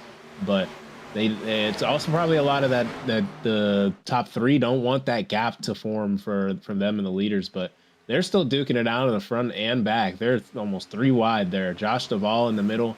He's going to look there to keep it safe, and he does keep it clean through the corner. Now, Chris, I've never claimed to be good at math here, but I've got a math equation here for you. Drivers last pit on lap number 46. A lot of these drivers just pit on or around lap number 100. We've got 50 laps to go. That tells me they're good, but not by much. Oh, big move by Noah Steele on the exit of turn number 2. That was a huge bobble for Steele. He was able to keep it under control, though. That was some great heads-up driving for him. I recognized that the car was going around, touched the apron, and able to save it. Maybe touched the wall a little bit too much there. Got a little bit, that's the worst thing to happen to the car, to have the front end bounce back into the wall. But having the back end brush is not too bad, but still good heads-up driving for him there. You see just how much wheel he's got into that number 8 car. We stay green flag racing here. But a huge moment for Noah Steele. That very well could have been our 5th caution of the. But anyway, back to the math equation. That tells me that these drivers are probably okay on fuel, but get a green-white checkered here. It may be questionable for some. I honestly don't know if they're 100% good on fuel. They may have, like you're saying, like just by not by much, or they might just have enough. So. It's going to be really interesting to see how they drive it here. Justin Campbell's going to close the door on Thomas Green on the entry into turn 3 on the south end of the Speedway. Campbell able to protect that position from Thomas Green directly behind him. Aaron Kralik trying to get on the move, as is Josh Stovall trying to make his way back forward. Ryan Kelly has opened up about a half a second lead over second place Brandon Gass. Brandon Gass, 1 win on the season. So far in the Trinity Racing League, that was at the road course of Red Bull Ring over in Austria. That was a fun flight. Yeah, that was a fun flight. First class. That was pretty good, huh? Noah Steele has more issues in 3 and 4. He's going to go around off the bumper of somebody, and we're going to try to grab a look. Big hit and for see Mark exactly who that was. I saw Mark contact. It looked like a little bit of a 3 wide situation on the entry into turn number 3. Let's grab a look here with Noah Steele. He's got Mike Miller on his inside, Ryan Bird in the 49 on the far inside. He was the top car in a staggered 3 wide situation, and in a situation like this, Chris, he's probably not getting a 3 wide call because of how the cars are positioned there. Let's slow this down a little bit more and try to take a look at that. So I need to get off the nose cam there. So technically he's 3 wide right here, but iRacing's only seeing 1 car to his inside because the 49's not to his inside. He's probably thinking that Miller's got a little bit more room to give there than he actually does. Yeah, and I mean, honestly, the 8 could have given more room towards the top of the track, but the 99 also slid up, it looked like, just a little bit into the entry of the corner. But it doesn't seem to be anybody's fault. It just seems to be really unfortunate positioning for both of them. Yeah, and you can see the contact right there with Noah Steele and Mike Miller. Mike Miller just has a little bit of contact with the right front to the left rear of Noah Steele. So a couple of really exciting laps there for Noah Steele in the past 5 laps or so. And well, now cars are going to be working. I mean, I guess by the time we go back green flag racing, we're going to be about lap number 115, and I'm noticing a trend up here, Chris. Remember those drivers that pitted around lap number 15 or so and were a tire set short? Oh yeah, absolutely. Those drivers, for the most part here, have stayed out while drivers that had stayed out on that lap 17 caution: Justin Campbell, Josh Stovall, Josh Kanata. We haven't had a Kanata cam out here tonight. Dakota Moniz, Martin Morales. Those drivers going to have, they elected to use their extra set of tires here because the leaders used it on lap 17. Yeah, and honestly, if I'm on that extra set or like have that extra set in mind, like in the back pocket, I would rather be in that position than be in the situation of having no tires. You know, I like being able to lean on a set of tires, and especially at a track like Charlotte. So those drivers in the back are probably going to have a huge advantage here. And honestly, if I were some of them, I might save a little bit and not push too hard at this point. Save a little bit of tire and maybe use it up towards the end of the race. Get a lot of positions. Here's an interesting thought, though, here, Chris. So Noah Steele, the driver that just went around, brought us out for our 5th yellow flag out here tonight. Noah Steele was only in his box for 5 seconds. So he did come down onto pit road, possibly for some fuel. Maybe they grabbed the sledgehammer and banged on it for a second or two. But Noah Steele, still going to have an extra set of tires over the drivers who just pitted: Josh Kanata, Justin Campbell, Josh Stovall, and Dakota Moniz. So another little piece of this puzzle coming into play here in the closing lap. Yeah, that is actually a very interesting note for him too. He's on the best strategy here, but I'm very surprised that car only had 5 seconds of damage the way he went around, hit the wall. But I guess that team is real good with that sledgehammer. But it's probably going to be great here as the iRacing.com pace car comes around 3 and 4 with the lights off. Well, it's only the best strategy if we get another caution. I mean,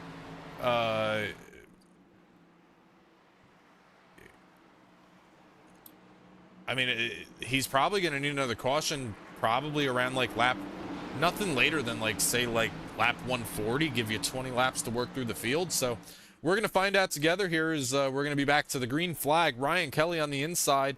He's going to control the restart. Brandon Gass on the outside at the start-finish line. It's Ryan Kelly with the lead, and Christopher Norris sets his sights on second place from Gass. Ryan Kelly got a really good restart got a great start off the restart there.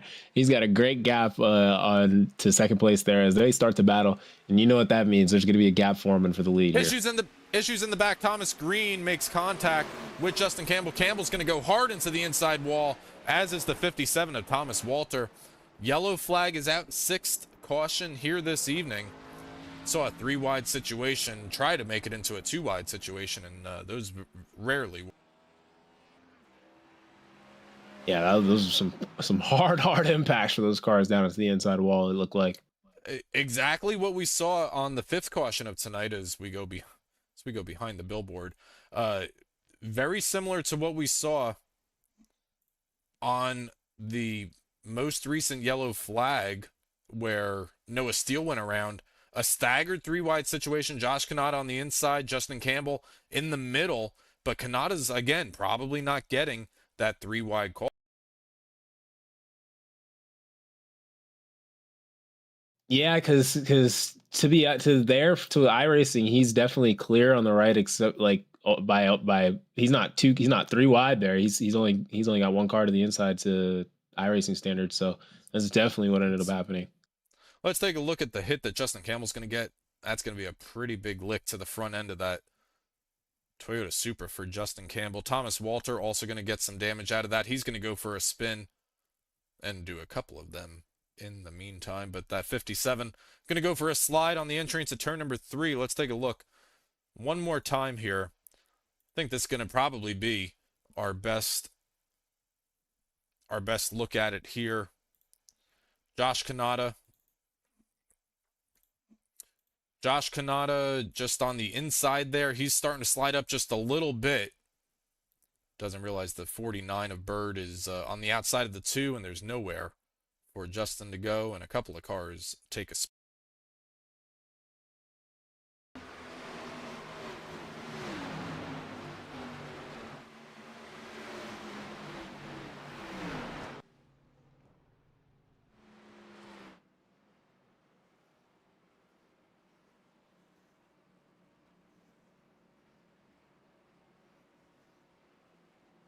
We expect to see the green, the one to go signal next time by. So we're going to step away for just a moment here. You're watching the Trinity Racing League.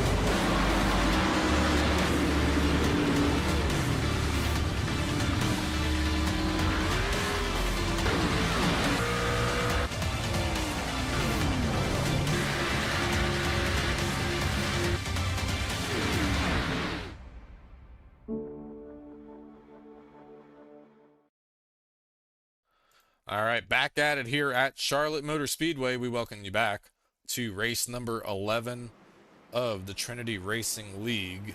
Ryan Kelly, Brandon Gass on the front row. We get set to go racing once again here.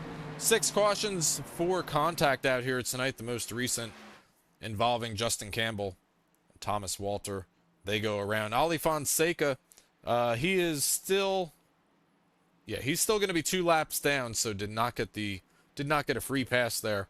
But driver who was in contention earlier out here tonight, Ali Fonseca, finds himself back in the 20th place running position.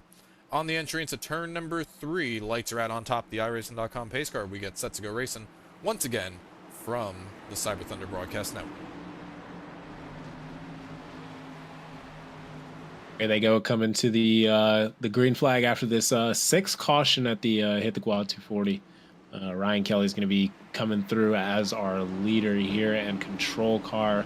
Got Brandon Gass up there in 2nd place, moved up a ton of positions, and he's probably looking for a great position to be in for this pole position here. But here they go, hit the loud pedal for the green flag here, and Ryan Kelly's going to get a great jump here off the start and lead them into turn 1. Kelly's going to take the advantage over Brandon Gass and now make it Christopher Norris as they make their way through turns 1 and 2. Christopher Norris, one of the first times we've said his name's out here tonight, having a quiet night for that 38 as he's going to try to set his sights on the race leader, but Brandon Gass was able to take that spot back away from the 38 here as we're going to see less than 40 laps to go with Ryan Kelly in the race lead, looking to pick up his 2nd win in the Trinity Racing League. Could tonight be the night? Does Brandon Gass get his 2nd win of the season? Does Christopher Norris get his 1st win of the season? Scott Richter, Thomas Green, all names looking to find their way through here at Charlotte. There's going to be some big battles going on for that, 4th position here. Christopher Norris there on the inside. Scott Rickard on the outside, looking to take that position here, trying to get up to a podium spot here, but we got Thomas Green looking down the back end of Scott Rickard here, might look to the inside. On board with the driver, the number 3, Thomas Green, last week's race winner at Sonoma, had that excellent battle with Vincent Sora there in the closing laps. And led some laps earlier out here tonight. I believe he led 31 laps, if memory serves me correctly. But Thomas Green has got some work to do here in the closing 36 laps of tonight's event. If he wants to go back-to-back, he's got to make his way through Scott Rickard, Christopher Norris, Brandon Gass, and Ryan Kelly before lap 160. Looks like he does get a good run off the corner as we go over to this battle here with Cedric Hunter and Josh Savall. Josh is on the outside here, looking to pinch down to the 7. Might give him a worse drive off the corner here, and he does pinch him down a little bit. Doesn't give him as much room as he could. Gets a little bit of momentum from that, but Cedric is not giving up here. Still on his rear quarter of that 1 car. But the 1 seems to have a little bit of a better drive in and off of this corner here, and is able to clear Cedric off of 2. Well, Josh Stovall is the first car that came down on lap number 114 under the last caution that we had. So Josh Stovall on the freshest tires of the entire top 7, I guess, really. That's where he's running right now. you got to go back to Justin Campbell, who was involved in this most recent yellow flag. And somehow he is still in contention out here tonight, but he's on about 15 lap better tires than the drivers in front of him. Yeah, I'm really surprised that 2 is driving as good as it is with that, has had that hard impact into that inside wall. It looks like I said, I guess all these teams are just great with the sledgehammers out here tonight, because his car's driving great. He's up there in 9th, looking for 8th position from Cedric, and he does take it from him, so he might be still moving up in the pack, looking for that first position. 3 wide situation on the exit of 2. It's going to settle back out to a 2 wide situation. Is that Scott Richter on the outside tries to make the pass, and he's going to be able to do so on the outside of Josh Stovall that last time by. Issues on the front stretch. Chris Stitz on the outside wall. He's going to have hard contact on the outside wall right there. That's going to send him down the running order, but we stay green flag racing, but heavy contact for Chris Stitz here. Let's take a look here at what happens on the exit of turn number 4. The 17 on the outside, the 2, the black and white number 2 on the inside. Oh, Stitz is actually going to make contact with the outside wall and bounce down into the 2 right in front of Miller and Cedric Hunt. Yeah, and honestly, that was like the perfect place for the 2 to take the hit. He was able to just drive off the corner, but the 17 got the way bad end of that. Unfortunately, has a lot of right side damage to that car now, probably some wheel damage, but it's going to be a lot harder to get through the turns here at Charlotte Motor Speedway. Yeah, that was a pretty significant hit there for Chris Stitz. And I tell you what, 30 laps to go out here tonight, and this battle is far from done here, Chris. Ryan Kelly is running for his life. He's got Brandon Gass in hot pursuit. Josh Stovall on the tires trying to get there before Justin Campbell does. That little kerfuffle with Chris Stitz may have hindered the 2's advancement here the last lap or so, but Josh Stovall on the move now up to 3rd as he makes his way around Norris. Josh Stovall is moving up, and I might have had a good pre-race decision on him out here. He's moved up to all the way to 3rd place, and he seems to have a great showing here tonight. Same thing with Brandon Gass, though. They're both pretty big movers out here tonight, both looking to get their Brandon Gass is 2nd dub, and Josh is 1st.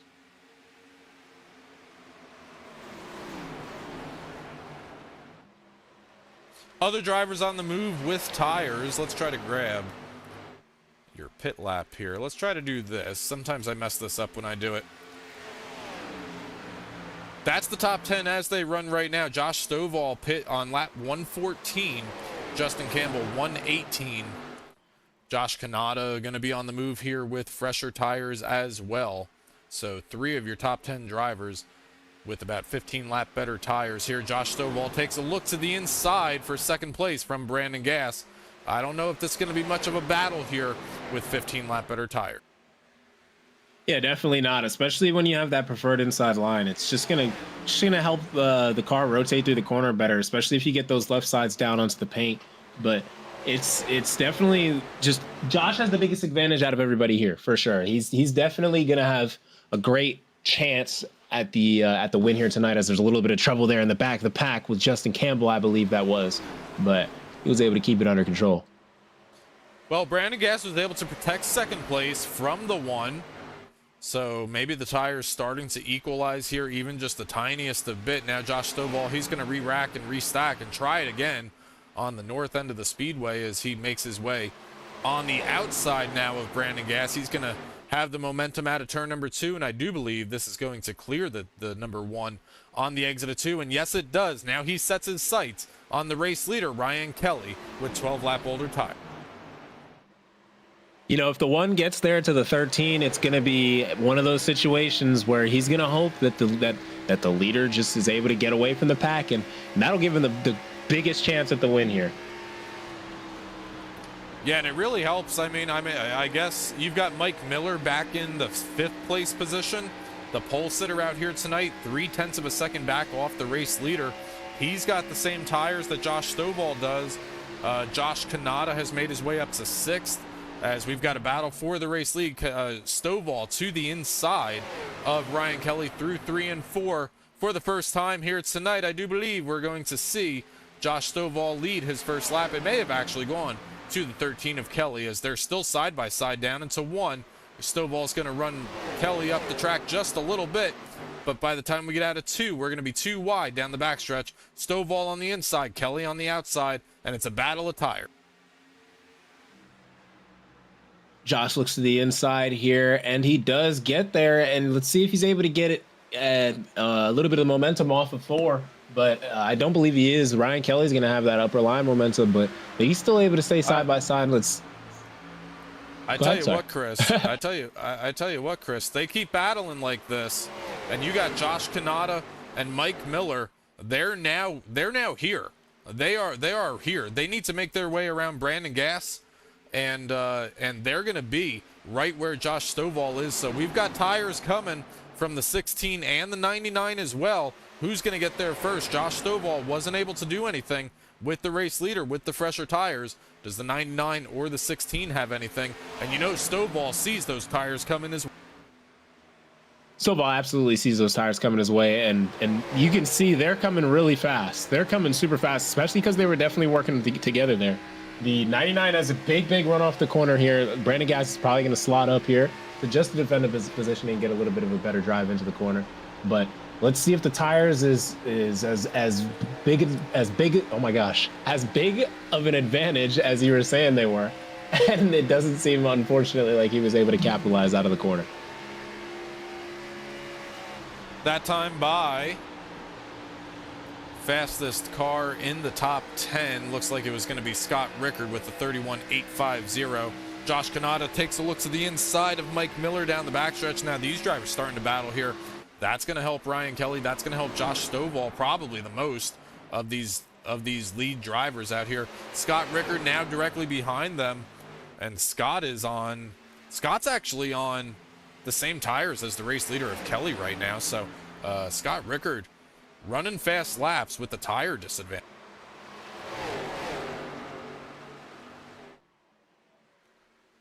Ryan Kelly pushed wide through 1 and 2. Josh Stovall, he's got a mirror full of Josh Kanata and Brandon Gass on the entry into turn number 3. Kanata has made his way around Mike Miller, and you take a look. This is great racing here, Chris. This is almost like racing like you would see at Atlanta Echo Park Speedway, I guess is the new name of it. But these drivers all on top of each other out here. You've got the entire, I guess this is the entire top 8 or so, all within a second of each. And all within camera shot as well as they come around too. They look to have settled out a little bit as opposed to last lap. Last lap they were battling crazy, as you were saying. It was some really close racing, but seemed to be settled out. But it seems to be just 2x2 battles going on, and looks like the 16 of Josh Kanata is still looking to the inside of Scott Ricard here. Yeah, and you know, I mean, I'm really kind of surprised that Josh has not only not been able to do anything with the race leader Ryan Kelly, but he's actually lost the spot here to Brandon Gass. Brandon has made his way back up into the second place running spot here. I would have imagined that he would have been able to at least run in second and seriously contend with Ryan Kelly, but again, we go back to the lead car having an advantage here in the O'Reilly series that these drivers run, and we get set to see the final 20 laps of racing.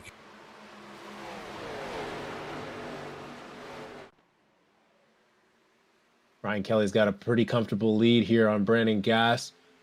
Like we were saying, hoping to make that gap bigger, but a lot of those drivers have seemed to settle down and try to just keep their car clean until the end of the race, get as much as they can out of the tires. Ryan Kelly still has about a quarter of a second lead over second place now, belongs to Brandon Gass. Josh Stovall has lost the spot. Scott Rickard has made his way up into fourth. Cedric Hunter also on those older tires. So really interesting here that we're seeing these older tires start to come to life. I mean, we saw it with Josh a couple of laps ago. Lost the spot to Brandon Gass. Now Brandon Gass has the 13 directly out of his windshield.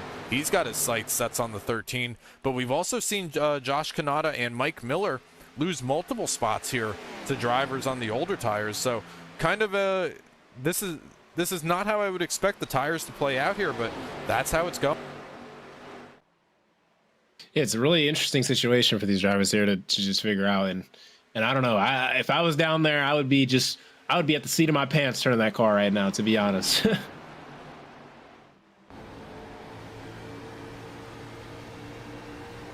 On board with Cedric Hunter. Cedric Hunter last pitted on lap number 105, as has Brandon Gass and Ryan Kelly. And the driver directly in front of him, that's Scott Richter. These drivers starting to slowly close in on this group up here. Hunter to the inside of Richter down the backstretch. They're going to still fight for what'll be the 4th place spot, with 15 laps to go here from Charlotte Motor Speedway on the Cyber Thunder Broadcast Network. Trinity Racing League, round number 11. Next week, we are at Dover Motor Speedway, same time, same place, Monday night at 9 p.m. Eastern. And then we're going to close out our regular season finale at Talladega Superspeedway.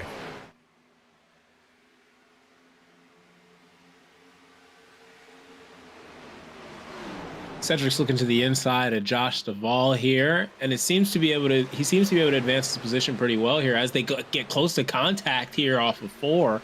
And it seems like Josh came down to pinch him a little bit, but Cedric came up. Didn't really expect that to happen. Came up, tried to run as much of the track as he could, and just ended up being in the door. But they're able to figure it out, get it settled through 1 and 2, and it seems to be pretty respectful from here on out.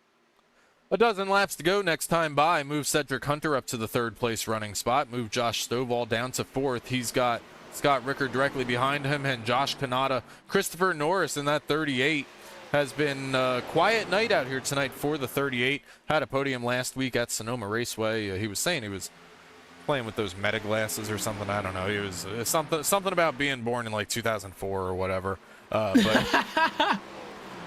quiet night so far for Christopher Norris out here tonight. Mike Miller sat on the pole position out here this evening, led a bunch of laps in the opening goings of tonight's race. Dakota Moniz, for the first time here tonight, is going to move up into the top 10, and Thomas Green, last week's winner, currently rounds out the top 10 as they run with 11 laps to go.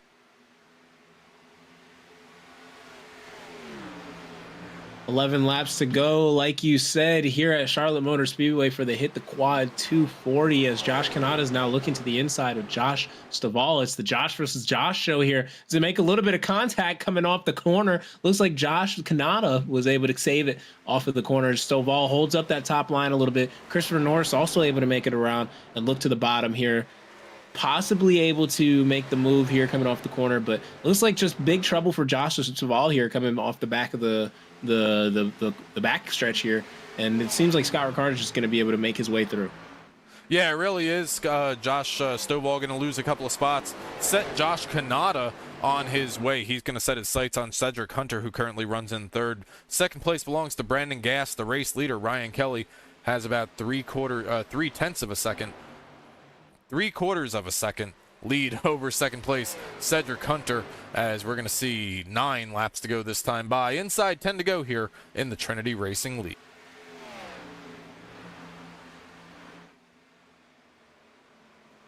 I tell you what, Chris, I mean, obviously we've got a long way to go here. Just over 8.5 laps of racing remains out here tonight.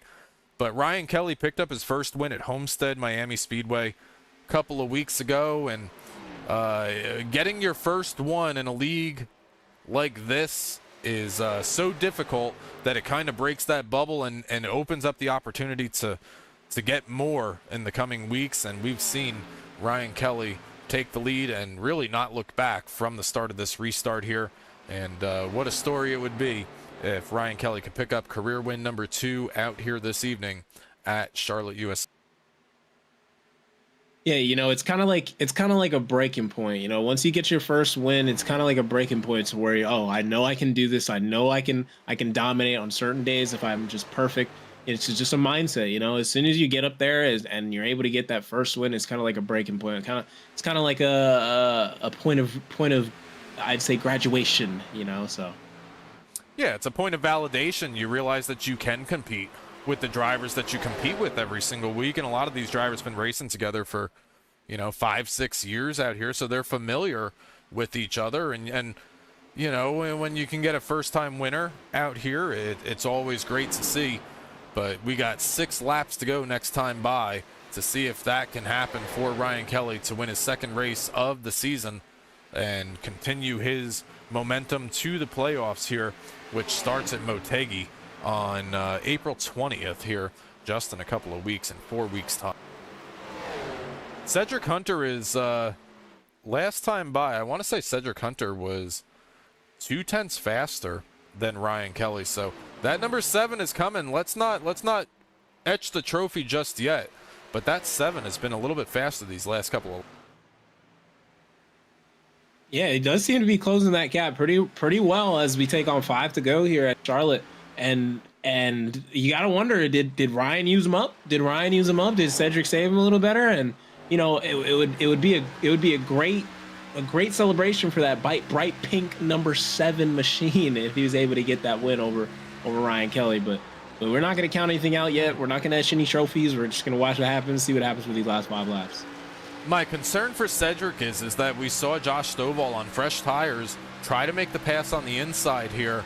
Does Cedric just say, I'm just going to go to the outside if I get there, because he's there on his back bumper now?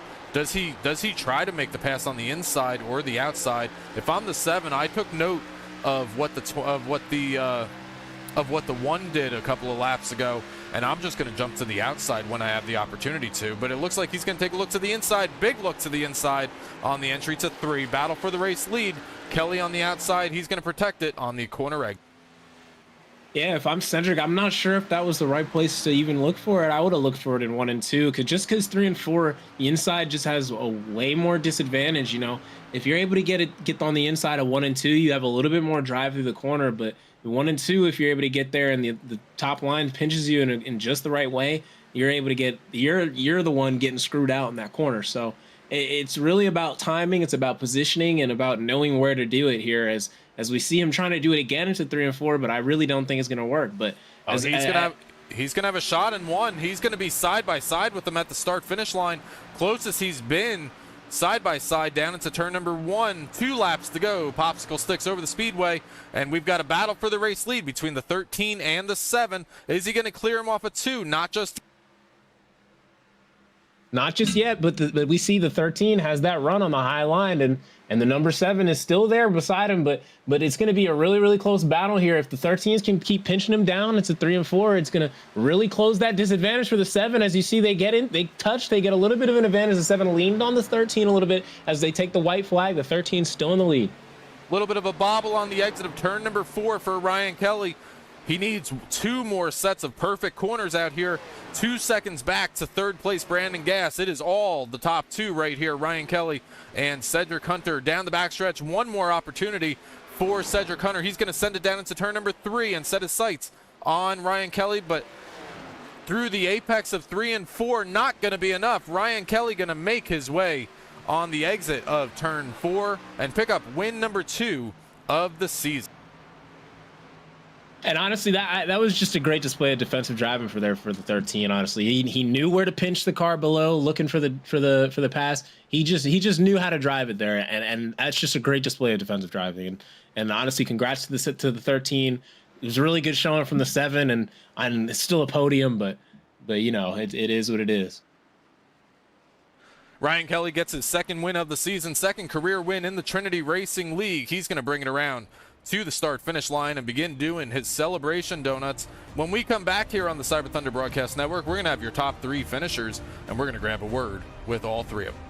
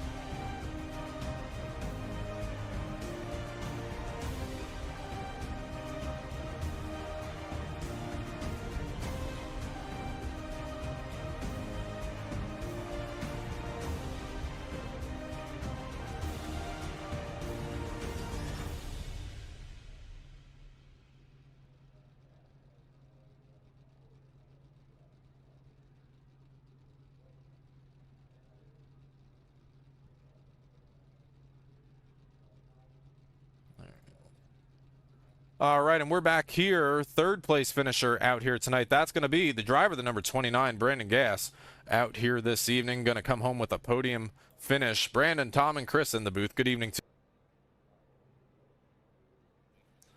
Hey, we were watching those closing laps out here tonight, and I tell you what, I don't know if I've ever seen a better battle for, like, say, the entire top 10 or so out here at Charlotte. That was some pretty crazy racing there with, I guess, probably about 20 laps to go with you.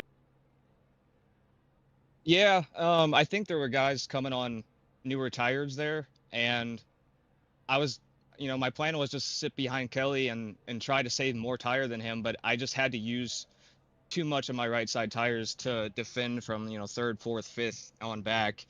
And by the time that we got a gap and were clear, I think his tires were pretty much better than mine at that point. And then Cedric came roaring past me. But yeah, that was a really fun battle there at the end. Fun race.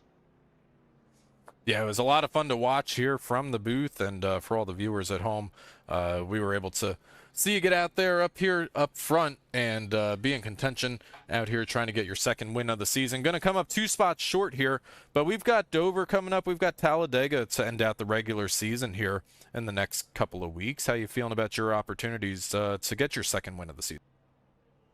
Yeah, I love both tracks. Obviously, Talladega is a wild card. Anything can happen there, but I love Dover. So yeah, I'm looking forward to those 2 races, and hopefully I can make the chase and then make a run once the chase starts. Yeah, it's going to be a fun run to the championship at Las Vegas Motor Speedway. Starts at Motegi, so that's going to be one for the books. I don't even know if I have that track, but Kentucky, Watkins Glen road course, and then Phoenix before we settle the championship at Las Vegas. But Brandon, going to open up the floor for a podium finish for you. Anybody you want to thank or say hello to back?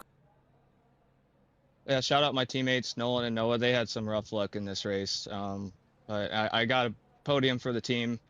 Shout out my parents for watching. Everybody else that's watching. Yeah. All right, that's going to be our third place finisher out here tonight, Brandon Gass. That's going to move us over to our second place finisher, who I believe my co-host Chris Rose has caught up with, Cedric Hunt.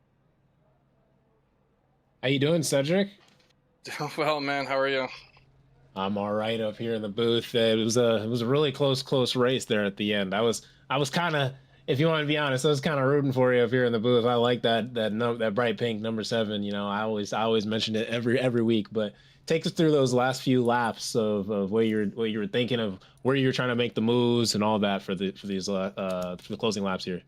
Yeah, man, I think when the caution came out with like 40 or 45 to go, honestly, I kind of thought that our shot of like possibly winning was going to be chalked. I just didn't really have good short run pace, and my mid run was kind of mediocre, and then like the car came alive after like 25, 30 laps. So, and that's kind of, I guess, what we saw in the last run, where I started off on the initial, like the very first, restart, I guess, with like 40 to go. I was in second, immediately dropped back to like 4th or 5th, and then like struggled to stay in the top 5, and at one point I was back to almost 10th, and then I don't know, just like from one lap to another, they just flipped a switch, and all of a sudden we were running the best laps out of anybody on the track, and the car came alive and felt good, man. I think that give me another like 3 laps and I win that race. Unfortunately, I just kind of ran out, and I like Ryan too much to move him out of the way or race him dirty. So he had a hell of a race, man, and he deserved that win tonight. Yeah, absolutely. I mean, yeah, it's, once you like a guy that much, you ain't gonna move him out of the way, But you brought up a good point of the car coming alive after a bit. What is your what was your strategy to save tires here? Really just run the bottom, keep a safe entry to the corner? Yeah, I just kind of entered, shot like pretty, actually, honestly, I probably entered the shallowest out of anybody on the track, and then tried to slow up the center. Like even when I was catching Ryan there the last few laps, like I was going into the corner way deeper but way shallower, and then I was going kind of slower through the center, and then just trying to get a decent off or exit where I'm not pushing the car up the track, and that was what was working for me. Obviously, I think if Akasha would have fallen in the last 20 laps, there's no way I would have been battling for a win. But I'm good at one thing on the sim, and that's just saving tires. And thankfully tonight we had a green flag run. We haven't had too many of those to finish off races in a while, so It's not too often, like I said, that we get a long green flag run to finish out the race. I don't get the battle for these wins very often because of it, but it felt great tonight. I love this track. I really enjoy these cars and just how they drive. It's great. Yeah, you were able to get it done pretty well here tonight, getting up there in the podium position up there for second. It was a great showing for you here tonight in that number 7, but it was great catching up with you here in the booth, man. I'm going to let you go celebrate. I appreciate it, man. Thanks, guys. All right, and that's going to move us over to our race winner out here tonight. Second win of the season and second in the Trinity Racing League. That's going to be Ryan Kelly. Ryan, I tell you what, I kind of wrote you off there with about 15 laps to go when I saw those fresher tires coming. I know you had to be a little bit nervous when you saw Josh. Yeah, I was definitely nervous. I almost wrote myself off there too. I figured with how much fresher tires they had, they would pass me pretty easy there. But I think the dirty air and having the clean air as the leader also, I think it just really, I was able to be a greater advantage and hold them off. And I thought Cedric was going to get me there too at the end. He was really flying there and had me nervous, but I was happy it ended there. I think a couple more laps he would have got me. Yeah, I'd say you probably had maybe the best course of defensive driving out here tonight, using that outside line to protect the race lead when Josh was there, and then in the closing laps with a handful of laps to go with Cedric trying to chase you down there for the race win. I tell you what, I mean, I kept saying to Chris throughout here tonight for the broadcast that I would prefer to have the track position, obviously, but as the race leader, Charlotte seems to kind of benefit the race leader more than any other track that I could think of offhand in terms of clean air and how you're able to defend the lines. And I think we saw that there in the closing 10 laps or so. Yeah, it seems, I'm not sure if it's because we're going so fast or just because you're such good grip around here, but it definitely seems like the leader has a big advantage, and it seems like it's been that way through multiple cars. So I was definitely trying to get the track position, and I was happy that caution came out when it did to keep me in front there, and that definitely helped win tonight. Well, now, after tonight's race at Charlotte Motor Speedway, you're one of only 2 repeat winners in this season's Trinity Racing League. The other, of course, being Jared Talmadge with a couple of wins earlier in the season. We go into the playoffs here in a couple of weeks, and you're sitting pretty well as we start to think about the playoffs. How you feeling about your chances for a championship here come the end of May? Yeah, feeling good. There's a lot of fast guys here, so definitely have to try and get a couple more wins. But I like the tracks that are coming up, and really enjoy this car. So looking forward to the rest of the races here, and hopefully we can be there. All right, well, that's the race winner, Ryan Kelly. Ryan, before we let you run out of here and pop the bottles, we're going to open up the floor. Any hays and highs you want to give on the Cyber Thunder Broadcast Network with any family or friends watching you take the checkered flag out here? Yeah, shout out to my family watching tonight, and my teammates. You guys putting on a great show, and all the guys who run the league, and looking forward to next week. All right, well, we will see you next week at Dover Motor Speedway, Ryan, and best of luck to you there. And we will catch up with you again, possibly next week, as fans begin to make their way out of the stands from Charlotte Motor Speedway. Chris, that was a pretty spectacular race that we got to see out here tonight. We saw battles happening all along the track, and at times 2 and 3 and maybe even 4 wide. Yeah, absolutely. I mean, Charlotte, I think, is a great showing of attrition. You know, if you can drive the car great here and make it work, you're gonna make it work out. And it seems like Ryan Kelly did that for you. So honestly, I think it was a great race tonight. It absolutely was. Let's take a look at your finishing results from Charlotte Motor Speedway. Round number 11 for the Trinity Racing League here on the Cyber Thunder Broadcast Network. That is our qualifying results. Let's pull up the race results here from Charlotte. Ryan Kelly picks up win number 2 of the season over Cedric Hunter and Brandon Gass. That's the top 3 that we just spoke to. Josh Kanata comes home with the top 5. He's going to come home in 4th. Christopher Norris out of Snowy Desert Racing comes home in 5th. Scott Richter and Mike Miller finished 6th and 7th out here tonight, with Josh Stovall and Dakota Moniz in 8th and 9th, and the top 10 belongs to Aaron Kroll. Then we got Thomas Green coming in 11th in that number 3 machine. Justin Campbell in 12th, Samuel Garcia in 13th in that number 50 machine, Martin Morales Jr. in the 14th position. I almost called him Martin Truex. Clinton Cox in the 15th position. Then Ryan Bird coming in 16th. Chris Stitz, after that hit into the outside wall, ended up finishing in 17th here. Then Larry Yingling in 18th, Thomas Walter in 19th, and Ali Fonseca, I almost did it again, in 20th.